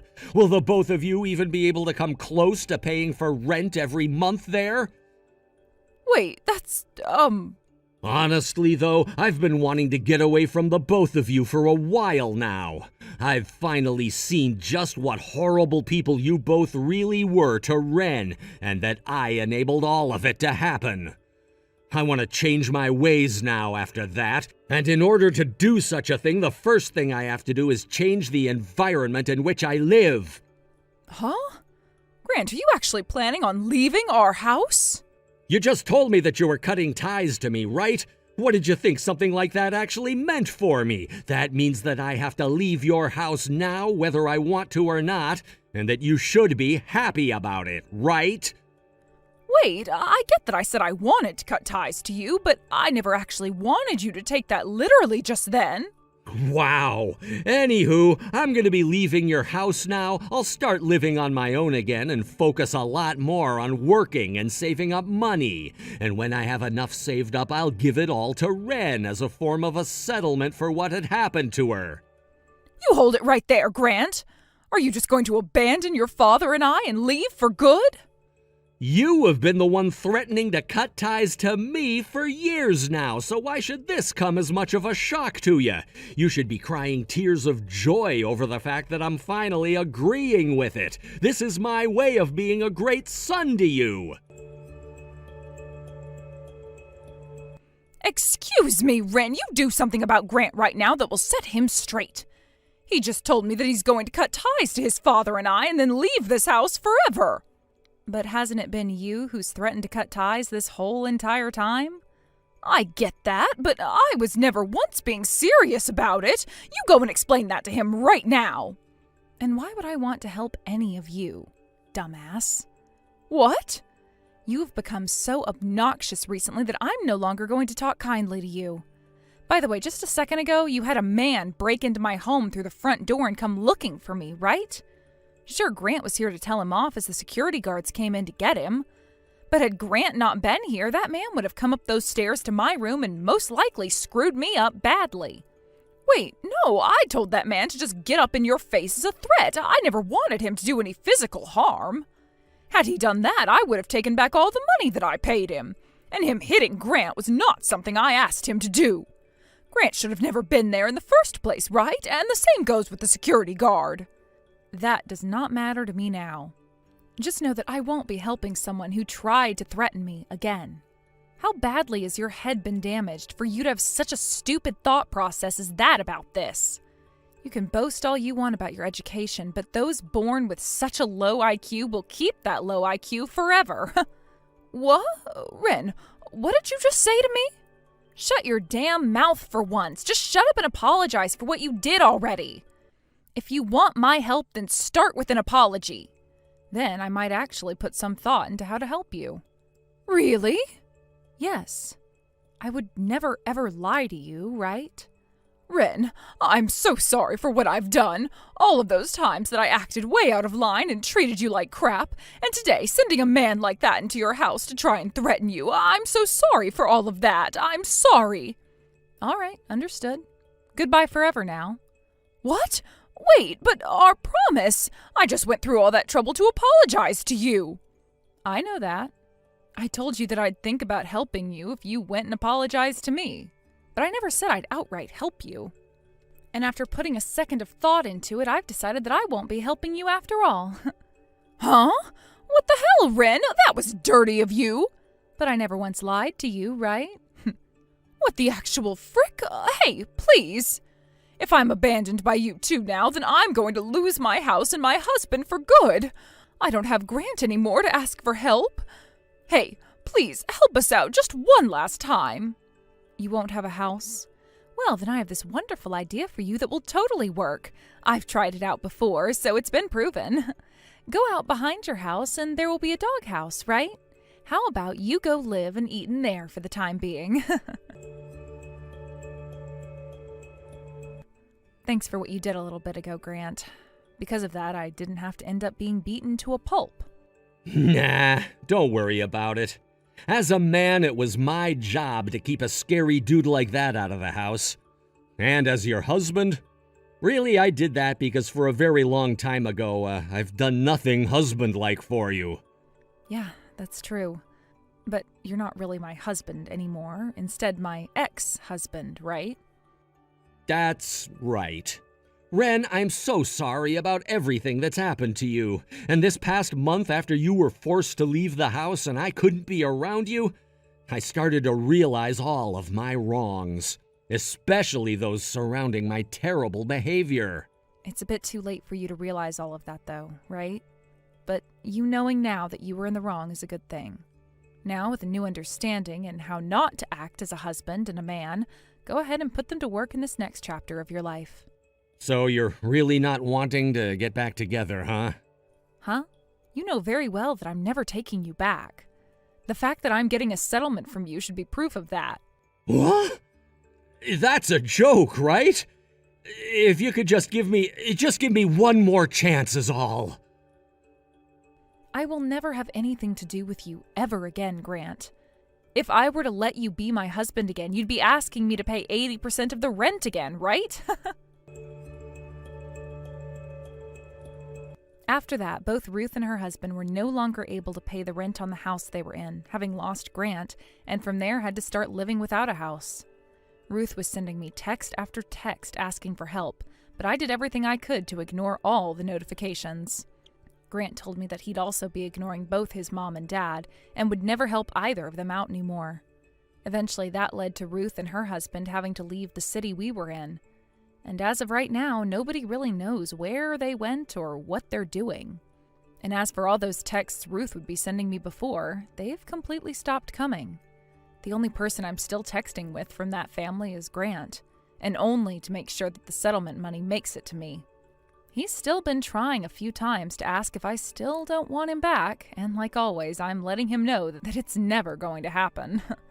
I think he should just be happy that he had the chance to escape from those awful parents and can now start living by himself.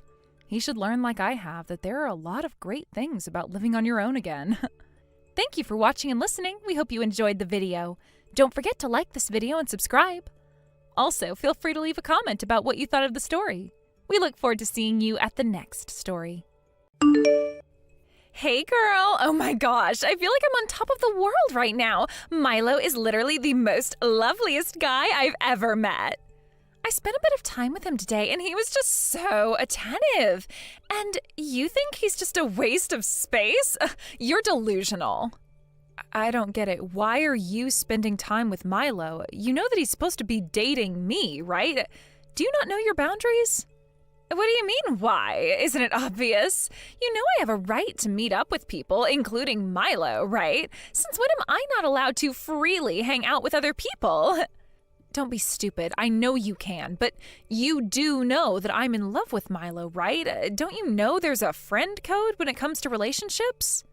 You're just contacting me because you wanted to rub your encounter in my face, aren't you?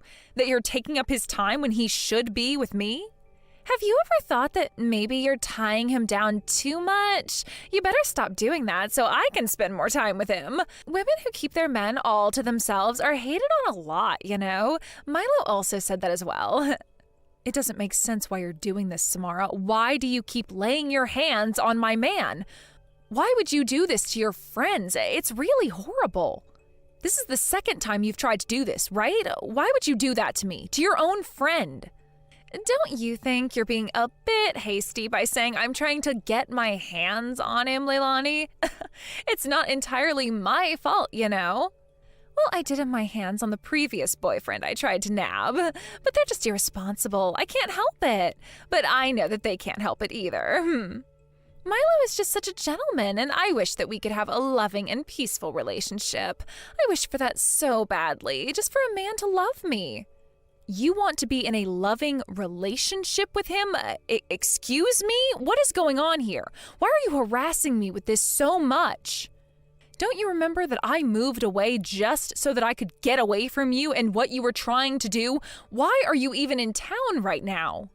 If you keep being all hysterical, Leilani, you're going to age like crazy and you'll be covered in wrinkles by the time you're 40. Maybe you should consume a bit more calcium? Do you want some supplement recommendations? I'll be happy to give you some. I'll also tell you some of the supplements that are good for when you need to diet as well.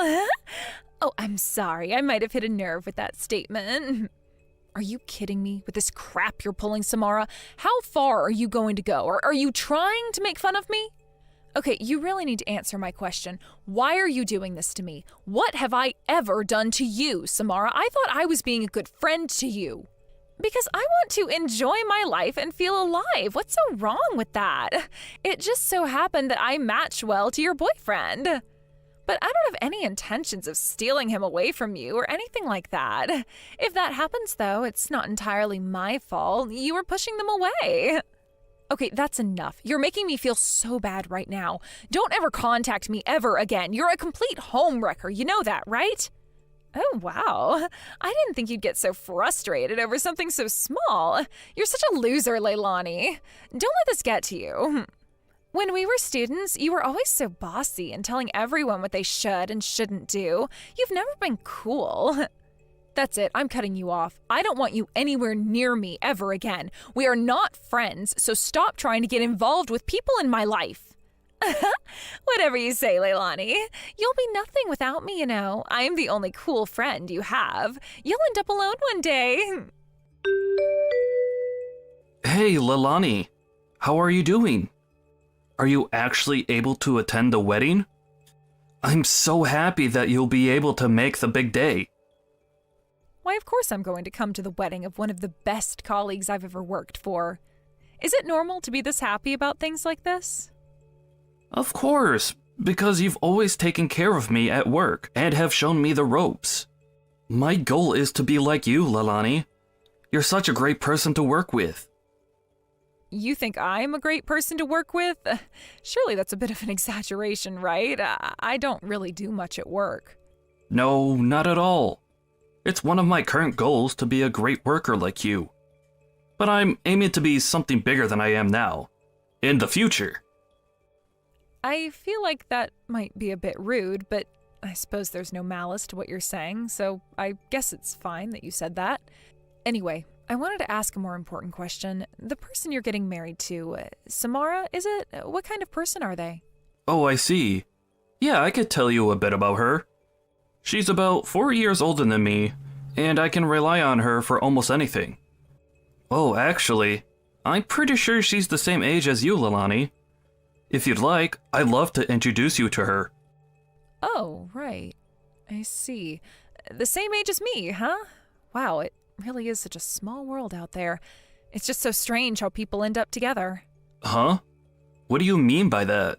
Have you met Samara somewhere before? Are you acquaintances already? I don't know if this is the same person that I've met before or not. I'm just theorizing if they have the same last name as the Samara I've met. I just want to ask you one more thing. Are you happy that you're going to be married to your girlfriend soon? Are you asking me if I'm happy about marrying the love of my life? Of course I am, silly. She's the kind of woman I need in my life. She's very strong and helps pull me along when it comes to difficult things. That's why I feel like I have to do my best for her. Well, that's really good to hear, Will. I'm glad that you found someone like that. Sorry, I was just wondering who she actually was. That's okay, but I'd still very much like to introduce you to her. I'm sure she'd love to meet at least one of my colleagues. I don't know, I just feel that something is off, but I'll happily support you on your wedding day. I wish you all the happiness in the world on your special day. Aw, that's very sweet of you. Thank you so much for those kind words, Leilani. Both of us look forward to seeing you on our wedding day. As a congratulatory gift, you don't need to get us anything too outrageous. Just something small is fine.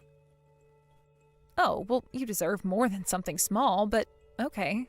Whatever happens, I hope you'll have a fun day to look forward to.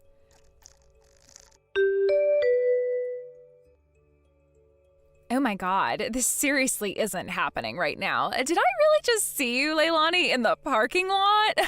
Why did you come here? I thought that you cut ties with me.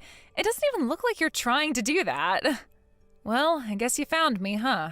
That was really fast. I thought I could get away with you not seeing me. I knew you'd come around because you love me too much. Even though you said that you were cutting ties from me, you still decided to show up here to the ceremony. Well, I was sent an invitation after all, so it seems like I couldn't refuse this offer. Anyway, I have other things I wanted to ask. So first of all, what happened to you and Milo, huh? When I looked at the wedding invitation, I really thought it would be his name on it. Huh? Milo?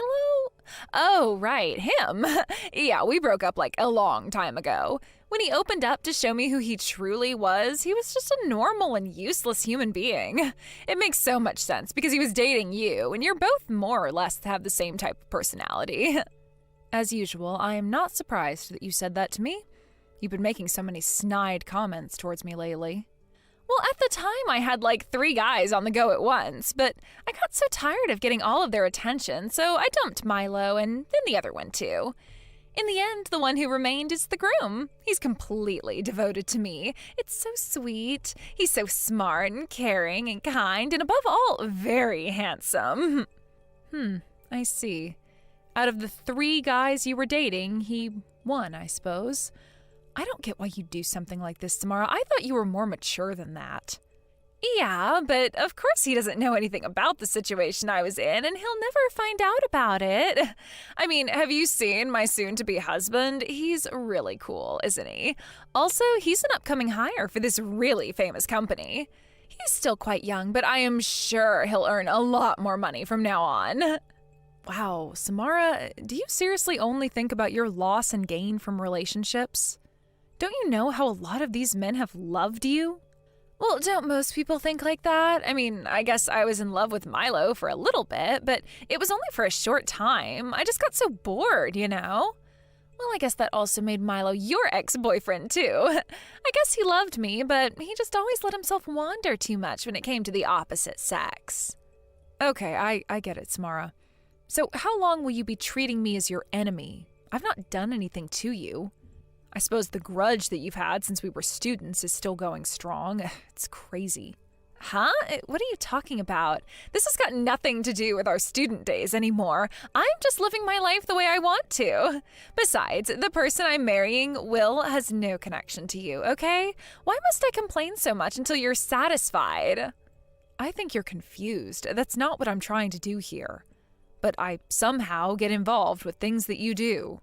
It's because you made the decision to come to my wedding ceremony today, so of course you're involved. You need to take this wedding invite seriously. I don't just invite anyone and everyone. But to be honest, I just sent it with the intention of making fun of you with everyone from our school days when they arrive. Oh, I see what you're trying to do. You just want to watch me rot and make me feel completely embarrassed by how you stole my ex from me. How long have you been hanging around here for? This is actually really frustrating. Even though you lost your man so many times to me, you still showed up to the ceremony. Don't you realize that I sent that invitation as a joke? You do know that there are no more seats available to sit down at, right? I never wanted to go because of you, Samara. I haven't got a clue what you're on about. I got the invite from the groom. Huh? What do you mean you got the invite from the groom? How could you when you can't possibly know him? I came to the ceremony today because I received an invitation to come and sit on the groom's side of the venue. Even though you sent me an invitation out of spite, I was never going to support you and watch you get married. If you're planning on sitting on the groom's side, does this mean that you know Will somehow? Are you acquaintances? That seriously can't be true. You know that he's a really successful person, right? He's on a completely different level than you. The world that I live in is very different than yours, Leilani. Even though you don't know anything about me, it doesn't mean that you can talk down to me about my life. Hey, I know you very well. Ever since we were students, you were always the girl with a strong desire to get everyone's approval. Trying to stand out, getting the top score in all the tests we did, getting the first place in state for badminton. Everyone was thinking and laughing at you with how much you wanted to be noticed. Such an attention seeker. I don't get it. Even though you say that this has nothing to do with our school days, you keep mentioning it a lot. You remember things quite well. We should really get back to the topic at hand, since this is totally unrelated. I'm actually Will's boss at his company. Hold on a minute. What? I think we know for a fact that's not true. You do know that he works for one of the most well-known companies in the country, right? It would definitely not be the type of company that you'd work for. You've hardly got any qualifications to work in a top-notch company. I thought so too, but 2 years ago I was scouted as a programmer. Will also was hired to work as a programmer as well, okay? That's why, as an educator, I have built a lot of relationships with people at the company, including Will. Will? A programmer? Really? First of all, we all know that you're talking crap right now, Leilani. Stop trying to bring him down to your level. Excuse me? No, that's not what I'm trying to do. I'm being serious. He's a programmer at my company. Why don't you try asking him for yourself? He's a staff member of my company, and he's a programmer. No matter how you look at it, being a programmer isn't just some fun job he does on the side. I thought he was more of a businessman because he wears suits all the time. I thought that he was an accountant for a big corporation or something. Well, it seems like you don't really know who Will is as a person. You hardly know a thing about him, Samara. As long as he works for some hotshot company that's famous nationwide, you don't care about anything else, not even his feelings. It sucks, really. Yeah, I get it. Don't get mad at me just because I exposed what you truly are and how you lied about being able to come to this wedding. I'll ask Will now about his job and other things, so please just wait a moment, okay? Surely he'll tell me that he's a hardworking businessman. Why the heck would you hide something like that from me? Don't you trust me with things like this? Wait, what? What on earth are you talking about? What could I possibly be hiding, Samara? You are actually Will's boss, and you work at the same company. How did I not get told this? Why am I only hearing about this information now? I don't know why you're making such a big deal about this, Samara. I didn't even know until I received the wedding invitation. But you did find out after you got your invitation in the mail, right? Why didn't you contact me and tell me then? I feel so embarrassed about this now. How could I not see that he was some kind of programmer? How come I didn't see that something was happening? Look, I just didn't want to get involved because I knew that it was going to be such a hassle. I work with Will every day.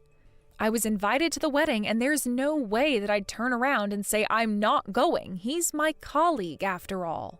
I want you to go home right now. You are ruining everything. I'll explain to Will that you got sick or something. I want you to leave right now.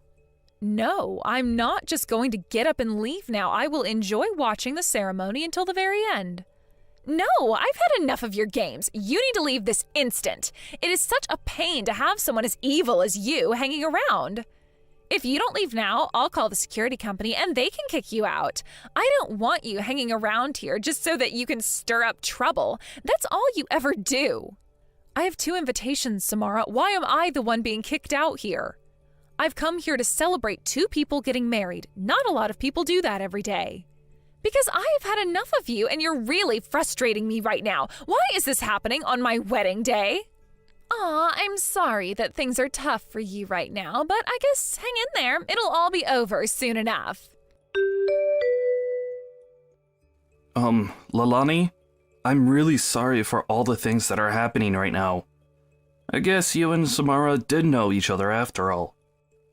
Yeah, I had a feeling it was her when I got to the venue. I could hear her voice loud and clear. She was a childhood friend and my schoolmate. When we were in high school together, I thought that she was my best friend, but now, yeah, not so much. Oh, is that right? Wow. I can't believe that you both went to the school and were friends.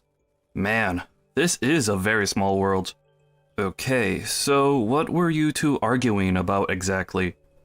Samara seems quite irritated right now. She was talking to a security guard earlier, so I was wondering what happened. Okay, well, I suppose you're right. We did get into a bit of an argument before. Okay, wow. You were? Why would you both be arguing on a day like this? It's not the best look to be picking a fight at a wedding venue. It was about a bunch of stuff, really. It was kind of petty what she was saying, in my opinion. We were childhood friends, after all. You're still happy to marry Samara, right? When you're together, you're happy, right? You don't feel anything negative? Yes, I still do. But I'm a little bit worried about the situation now. Samara was always saying bad things about her best friend from school. Wait, what? Why would she badmouth me for... I haven't done anything to her in my life. Yeah, I had a feeling she was talking about you because there aren't many people named Leilani. And I knew you both were from the same area. She always used to tell me about the hate she had for you, and she would say just horrible things about you. Now that I think about it, when Samara was talking about you, it really did sound like it was all a lie. Wait, it sounded like she was lying? What do you mean by that? What did she say to you exactly? Well, I highly doubt that you were arrested twice for stealing, right? You didn't do that, did you? Excuse me? Samara accused me of stealing? Is she insane? I don't get why she's making up so many stories about me. I thought she and I were friends. Look, she always talked about this girl called Leilani, and apparently you were stealing things when you went to school together, and that's why everyone started to hate you. Also, during the preliminary rounds of the badminton tournament that you participated in, she said that she mixed laxatives into your water. I suppose that it was to prevent you from competing or something like that. Are you kidding me with this crap, Will? Did she really do something like that? I don't believe this. Well, that's what Samara told me. Then I heard that you were arrested for theft after you all graduated from high school. Apparently, you committed that crime twice, and that you ate gravel or something. It was getting weird by this point. That story is complete and utter nonsense. You know that, right? And I don't eat gravel. Who says that? It seems like this won't work out unless I have a private conversation with Samara. Yeah, I feel like I'm now stuck in a very awkward situation. I'm not good at dealing with this type of confrontation. I didn't think my wedding day would be like this. I know what you mean, Will. I'm really sorry that you're having to go through this when it's supposed to be a happy day for you. Okay, I'm going to try and talk to Samara again about this. This has gone far enough now. Yes, please try and talk with her. I would also like to request that the start of the ceremony be delayed as well. Okay, that'll be great. Thank you. I'll go and give her a piece of my mind. She needs to know how ridiculous this all is. Samara, we need to have a proper conversation. I'm not going to beat around the bush anymore. I wouldn't try and ignore my messages if I were you. Will told me all of the lies you've been making up about me. Are you kidding me? This isn't a good time. What do you even want to talk about now? There's no point in having the ceremony. I'm going home now. What do you mean there's no point in holding a ceremony anymore, Samara? You do know that Will was really happy to be getting married to you, right? Why is there no point in doing the ceremony anymore? You're just going to leave a man who's devoted to you at the altar? Really, Samara? And why do you think this is any of your business? I've made my decision, all right? Why are you butting into my life so much? This isn't because Will and I work at the same company now, is it? That's not the reason why you left the ceremony, is it? Because it's kind of pathetic if that's the case. What are you even talking about? Why are you trying to talk to me? Can't you just let me be? You're so irritating. I know that your purpose in life was to push me down and make me suffer for no reason at all. So to show off that your soon-to-be husband works for a successful company, you sent me an invitation to your wedding. Then you found out that I turned out to be his boss, so you can no longer try to pull me down. That's why you're acting like this, right? This is why you've gotten so depressed? Because I outrank you or something? Why do you think I feel this way? You're the one who's made me feel bad. Everything was your fault, you know? Back then, Will told me that you gave me some laxatives. You put them in my water bottle so that I couldn't play in the tournament that day? I don't think it's a good idea to be having this conversation. I was just talking about my friends during my school life. I really didn't think that you and Will would ever meet each other. Like, what are the odds that you just happened to be in the same job sector anyways?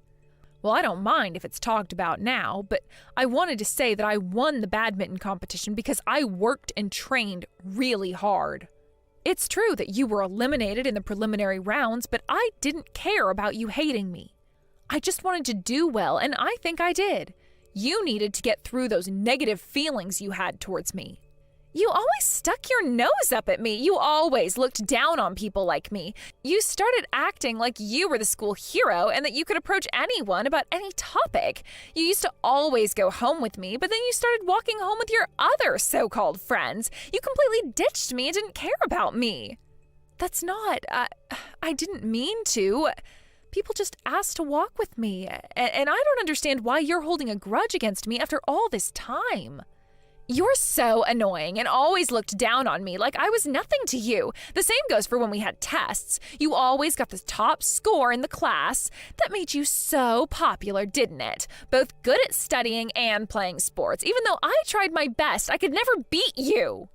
I can't believe you're bringing all of this up when all this happened so many years ago, Samara. Then you started dating that guy, and I just couldn't believe that you'd betray me like that. You should have known that I liked him a lot. Hey, when I told you that he confessed that he had a crush on me, I told you then, remember? You said to me, don't worry about me. Just be honest about your feelings, so I was. I've always been open with you and tried to be your friend, but you made it really difficult for me. What else was I supposed to do other than say that? I couldn't help but feel frustrated and sad all at the same time. Look, I'm sorry you felt like that, Samara. I didn't realize that you held this all in for all this time. It's true that I may have underestimated your feelings. I'm really sorry for doing that to you, but you shouldn't let what happened in the past take over you. You can't hold on to what happened anymore. It'll eat you alive, Samara. But I also knew that you meant no harm. I think I was just making matters worse for myself. Thank you for apologizing. I'm sorry. This is all my fault. I did steal your boyfriend so I could get some sort of revenge on you. I wasn't really thinking about how you would feel about it at all, and that was awful of me to do that. Look, it doesn't matter. We don't need to keep bringing it up over and over again. I was so annoyed with what you both did. Either way, he was a man who couldn't resist the temptations of another woman. I don't know why men act like this and want to hurt women so badly, especially when they want to get with one of her friends. But I thought about all of this after I dated your 2 ex-boyfriends. I'm sorry to say it, but you really don't have an eye for men. Yeah, I get it, Samara. There's no need to start. But maybe you've got a better eye for men. Will is a really nice person. I suppose it's time for the ceremony to start already. What should I do? I've got no idea how to do this. Will must hate me so much right now for ditching the ceremony. I just thought there was no point in hanging around. Will is going around apologizing to the guests at the ceremony. When the bride runs away from the wedding venue on her special day, the most painful part is for the groom to stay behind and say sorry for what happened. If you don't get over here soon, Will isn't going to work it out with you. That's very true. Okay, I understand. Leilani, I really am sorry for what I did to you. I wasn't thinking at all. Also, thank you for everything you've done today. I'm just trying to help out my work friend more than anything. You've got to work really hard with him so that he understands what happened and what's going on now. You can't leave Will in the dark. I totally understand. I just hope that one day you can forgive me for what I've said and done to you. I didn't mean to do all the things that I did. All I wanted was my friend back, and you gained so much popularity over the years. Next time, you really need to tell me how you're feeling so that you don't jump to conclusions and create chaos in our friendship. Look, you're going to have to work super hard at gaining my trust back. I can't fully forgive you for what you did to me today because I didn't do anything to you. Look, all I want to do is enjoy my life, so let me do that. After that, Samara hurried back to the ceremony, but it was already too late and the wedding was canceled. She was scolded by her own father, and the groom's family were staring daggers at her. Will, who understood the circumstances, didn't abandon her. They've decided on a new wedding date and are now living together. Samara deeply regrets her actions on that day. Will decided to pay for all the expenses for the ceremony. He worked really hard at work every day just to pay off what they owed for the ceremony that didn't go ahead.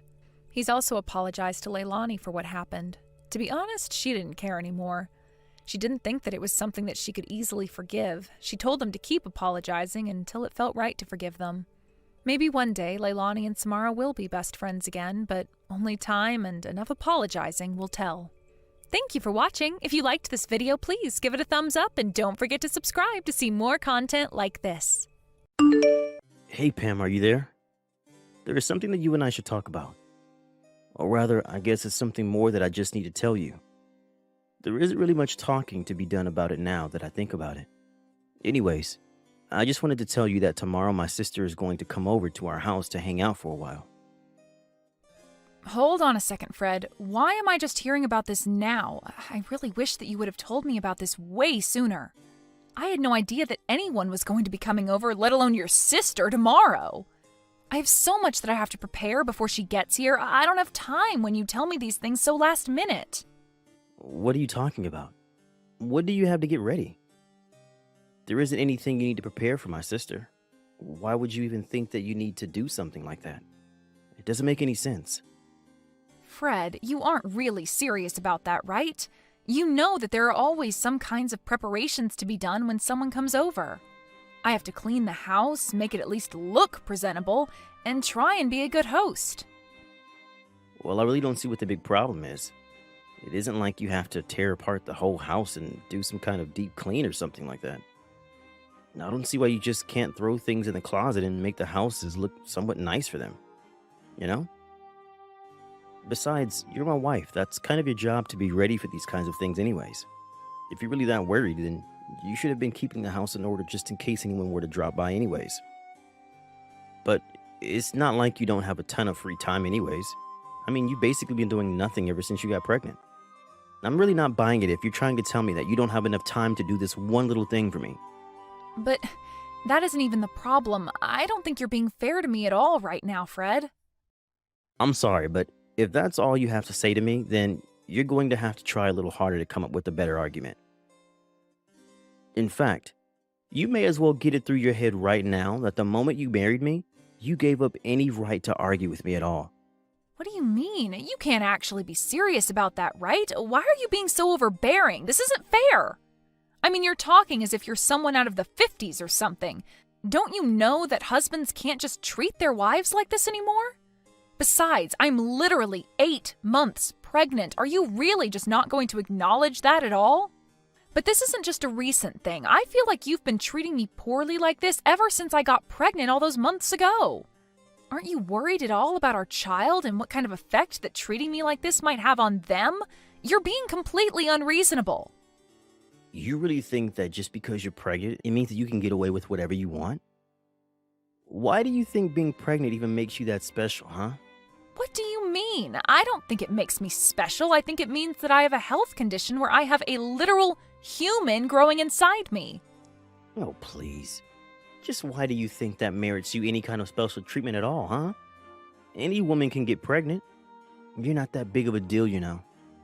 You really think that just because you're pregnant, then I have to do every little thing for you? No, you're having a baby. But that doesn't make you a baby. You're just going to have to learn how to take care of yourself and quit relying so much on me. And do you think you're going to feel the same way about all of this even after I have our child, Fred? What are you talking about now? Why are you always trying to change the subject? If you're trying to make a point, then just make it and move on with your life. I really don't have the time to deal with some hysterical pregnant lady right now. I just mean that even after I have our kid, are you still going to demand that I do everything by myself? Are you really just going to make me continue to take care of the house and chores and the child while you do nothing to help out at all? I don't get what you're trying to ask. I mean, just who else would do any of that anyways? I really can't believe the messages that I'm reading from you. You are just being ridiculous. I mean, are you really not going to help out around the house or with the child at all after I give birth? Well, if that's how you really feel about the situation, then I feel I understand very well where we're at right now.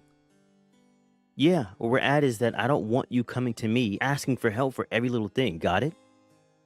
You're a wife, and that means that it is your job to obey what your husband tells you to do and quit whining. Did you really not think that when you got married, you wouldn't have to take care of the house and chores and everything? I'm not treating you like anything. I just didn't think that after we got married that you were going to turn into such a domineering jerk, Fred. I mean, you do know that I have a job as well, right? I'm only not working right now because of the pregnancy leave, and I'll have some more time I'll be able to take after I have the child as well. But the fact of the matter is that I still work and I still contribute to the family in that way. So I don't know why it is that you think you can treat me as if I never ever do anything for this family. I'm treating this way precisely because you're not contributing anything to the family at all. Besides, nothing that you said changes the fact that I'm the husband and you're the wife, and whatever I say goes. The moment you said I do, you swore your life to me. You pledged to always be faithful and obedient and never once question your husband. Did you really not realize that's what you were getting yourself into? I don't remember anything besides the faithful part ever being part of our vows. And if you really think that's how a marriage is supposed to work, then I don't even know what to say to you. But I guess if anything, I should say I'm grateful for you making your position perfectly clear. And I guess I finally understand why it is that you haven't shown me an ounce of kindness ever since I first got pregnant. And just what makes you think that someone like you even deserves a gram of kindness from someone like me, huh? You're right. I guess it's probably because you're running around showing all your kindness to someone else. Excuse me? What did you just say to me? Just what is that supposed to mean, huh? How dare you talk to me like this? I didn't mean anything by it at all, Fred. Anyways, I have to get ready for your sister to arrive tomorrow, so I'm about to be very busy. Hey, you should be completely free this summer, right? I mean, you don't really have anything scheduled for the whole, say, summer break until school starts back up. Does that sound right? I'm not quite sure what you mean about plans or being free. I am 8 months pregnant, so by the time summer starts, I'll probably have already moved into the hospital to get ready to give birth. Right, okay. So you're going to be in the hospital for a little bit of time near the start of summer, and then besides that, you should be free. Do I have that right? I guess that means that you wouldn't have any problems watching kids then, right? Fred, I'm not quite sure what you're talking about right now, but watching kids is all that I would be doing anyways after I get out of the hospital. Or rather, I should say that watching a kid, ours, is the only thing that I'm going to be doing once I get out of the hospital. But you already said that you don't really have any other plans for the summer after you have our baby, right? Please. You have to give me a hand here. My sister could really use your help, Pam. I'm sorry, but I still have no idea what you're going on about. What help does your sister need? You're still not telling me why you want to know whether or not I'm going to be free this summer. And the only reason I'm asking if you're going to be free this summer or not is because my sister is going to need someone to look after her 4 kids for the summer break. Wait, what? Are you telling me that you want me to be the one to look after them? When I'm already so close to giving birth to our own child right now? You can't actually be serious about that, right? Of course I am. I wouldn't be asking this of you if I wasn't serious about you doing it. That wouldn't make any sense at all. But what do you mean? Why do you think I would agree to this? What does any of this have to do with me? It has to do with you because you're going to be home all day anyways, right? So if you're not going to be doing anything but sitting around the house with a baby, then you should be able to do it just fine. I mean, you said yourself that you still have your maternity leave and won't have to go into the office for a while after you have our kid, remember? I mean, you are really starting to piss me off with this lazy, entitled attitude of yours. Do you know that? Did you seriously just call me lazy and entitled for being pregnant? What kind of way is that to talk to your wife, Fred? Seriously, what is the matter with you? Why are you treating me like this? Now look, I'm not going to ask you anymore. Do you understand? You were going to look after my sister's kids, and that's that. Just think of this as a way to get some practice in child rearing before you have to do the real thing. This is going to be a great learning opportunity. You learn how to deal with 4 kids of all different ages. It's going to be great, I promise. So you were never asking me in the first place is what I'm to get from that then? No! The answer is no, and this is the last I want to hear of it. I'm sorry, but you'll have to tell your sister to go and look for a sitter elsewhere. What did you just say? You really think you can talk to me like this? Did you forget that you are my wife and I'm your husband? You can't talk to me like that. Look, Fred, even if I wanted to do this for your sister, it just wouldn't work at all in the current state that I'm in. I am literally about to give birth to our child, and you are asking me to take care of 4 kids for the entire summer on top of that? I mean, do I really have to spell out for you why this isn't going to work? Just think about it, Fred. What on earth are you talking about, Pam? The only one who isn't thinking about this hard enough is you. Or rather, you're actually thinking about it way too much. Because the whole issue is so much more simple than you're making it out to be. You are going to do as I say and watch my sister's kids, or else I'm going to divorce you. So what do you think about that? You're serious about this? You're really going to divorce me if I don't do as you say? Do you even understand what you're actually saying when you threaten me with that, Fred? Of course I do. Do you really think that I would just say something like that without thinking about it first? You're clearly just upset because you can't think of a good rebuttal, and that's why you resorted to these sad little questions. But I've already made it very clear to you that I am the boss around here, and you have no right to tell me no about anything that I ask of you. So you're really not even going to listen to your wife telling you that she is not prepared, equipped, or willing to do this? I'm glad that you're finally starting to get some of that through your head. So does that mean that I don't need to have to keep arguing with you over this? Here's the deal. You're going to take care of my sister's 4 kids for the duration of the summer break, okay? You're my wife, and I know for a fact that you have nothing but time on your hands right now. So don't even try to tell me that you're not going to be able to do this. If I hear even a word of complaint from you again, so help me, I will really divorce you. Well, okay then. Consider this my one more word of complaint. Now let's go get that divorce started, Fred. Wait, what? What do you mean? You're telling me that you want to get divorced? I mean that you gave me a choice, obey you or get a divorce, right? Well, I've made my choice, so what do you think about that? But hold on. What on earth are you talking about right now? You're really going to try and walk away from me? What do you think you'll be able to do for yourself after that? You might think that you're tough talking like that to me right now, but I know that you'll never, ever be able to walk the walk. So if you're not actually serious about any of this, then I recommend you keep your mouth shut and don't say stupid things like that, or else I will really leave you. I'm not trying to bluff you, and I wasn't joking about that either. Look, the summer break starts tomorrow, and my sister's kids are going to be coming not long after that. I really don't have time for this kind of nonsense from you. And just why do you think that I'm going to go along with any of this? You can't just drop a huge request on me like this and expect me to jump at it and drop everything else that I'm doing. You can't just treat people, especially your wife, this way. But I don't even see why we're continuing this conversation. It seems that we've said all we have to say. No, we're not through here. You need to understand very clearly that the only way that you're going to get a divorce is with my permission, okay? I mean, I know that you don't really want to get divorced as a pregnant woman, right? What would be the point in doing something as stupid as that? Oh no, I think I'm going to be just fine, actually. Besides, I'm only giving you what you wanted, Fred.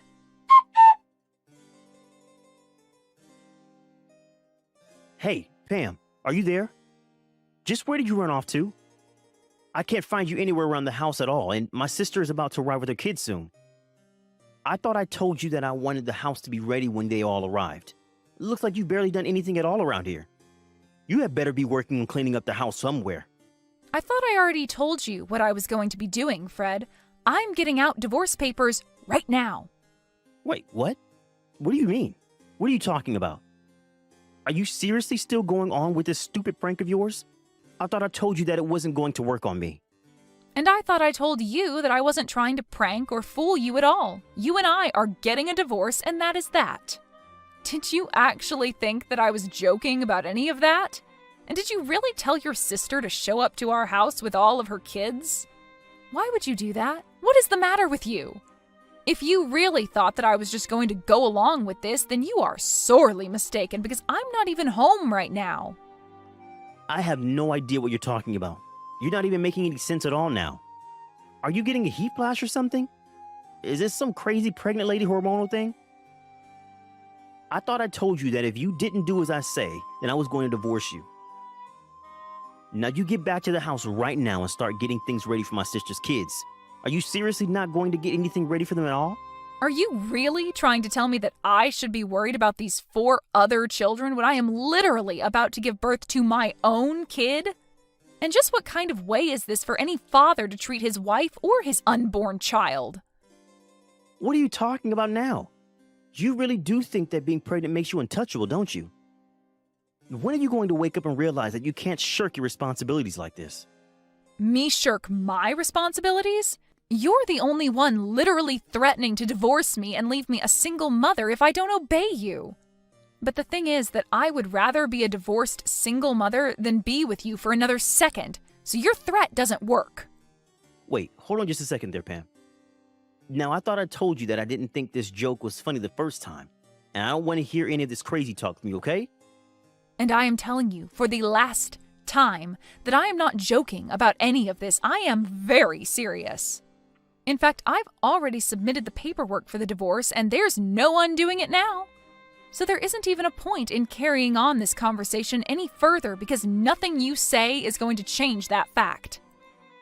Wait, what? Are you really serious? You're really submitting the divorce paperwork already? Please tell me that you're still trying to play some kind of prank on me right now. You can't be serious about that, right?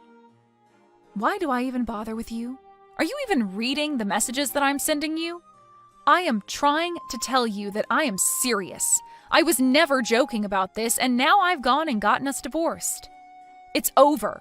You gave me a clear choice, and I took you up on that choice. Don't be upset with me because I didn't choose the option that suited you. You can't be serious. I don't know what to say to this. I mean, you're really serious about this, aren't you? You really went and divorced me? But I never told you you could do that. When did I ever give you permission for that? Permission? Of course you gave me permission. You said I had two options. I could either do what you say like a good docile wife, or we could get a divorce. That's what you told me. I'm doing exactly as you told me and nothing more. So then you really wanted to divorce me that badly. But then who is going to watch my sister's kids? That is not my problem, and it never was. Figure it out yourself. What do you mean? I mean that you pushed me to this point, and if you have a problem with where things are now, blame yourself. I don't understand. Why would you do this to me? That's exactly the question that I want to ask you. You drove me to this. You were being so horrible to your own pregnant wife. And you never, ever did anything to help out around the house. Did you really think a marriage like ours was going to last? This can't be right. This isn't Pam. Someone must have stolen your phone to type all this. I'm afraid that that's not the case. It is your now ex-wife Pam telling you all of this. You treated me horribly and told me if I didn't like it that I could leave. Besides, I know about the affair you were having. Affair? What are you talking about this time? I was never having an affair. Don't try to deny it, Fred. I have all the proof that I need. Proof? What are you talking about? You must have really gone crazy, huh? You really are gutsy, you know that? Carrying on your affair even when your wife is this pregnant? You have no idea what you've been putting me through with the way you've been treating me. I only thought you were using your pregnancy to get out of doing your wifely duties. You have no idea what it's like to be pregnant, and you were never being fair to me at all. You were literally about to have me watch over 4 kids in my state. But only so that you can get some practice in dealing with children? The only person who needs practice here is you. Please, there's no need to be upset with me over this. I screwed up, okay? I don't want to hear anything more from you. I am sick and tired of having to treat you like you're some god on earth. We are through. The divorce is happening, and you are going to have to pay dearly for your affair. The next time you hear from me, it will be from my lawyer. In the end, Fred realized that he had nowhere else to run and agreed to the divorce. Later, he received a letter from my lawyer inviting him to a discussion about alimony, child support, and the lawsuit for his infidelity. Fred even signed an agreement to never ever contact me again in exchange for a lowering of some of the fees that he would have to pay me. But by then, the rumors of his affair and divorce have been leaked to his company, and he felt compelled to resign in disgrace.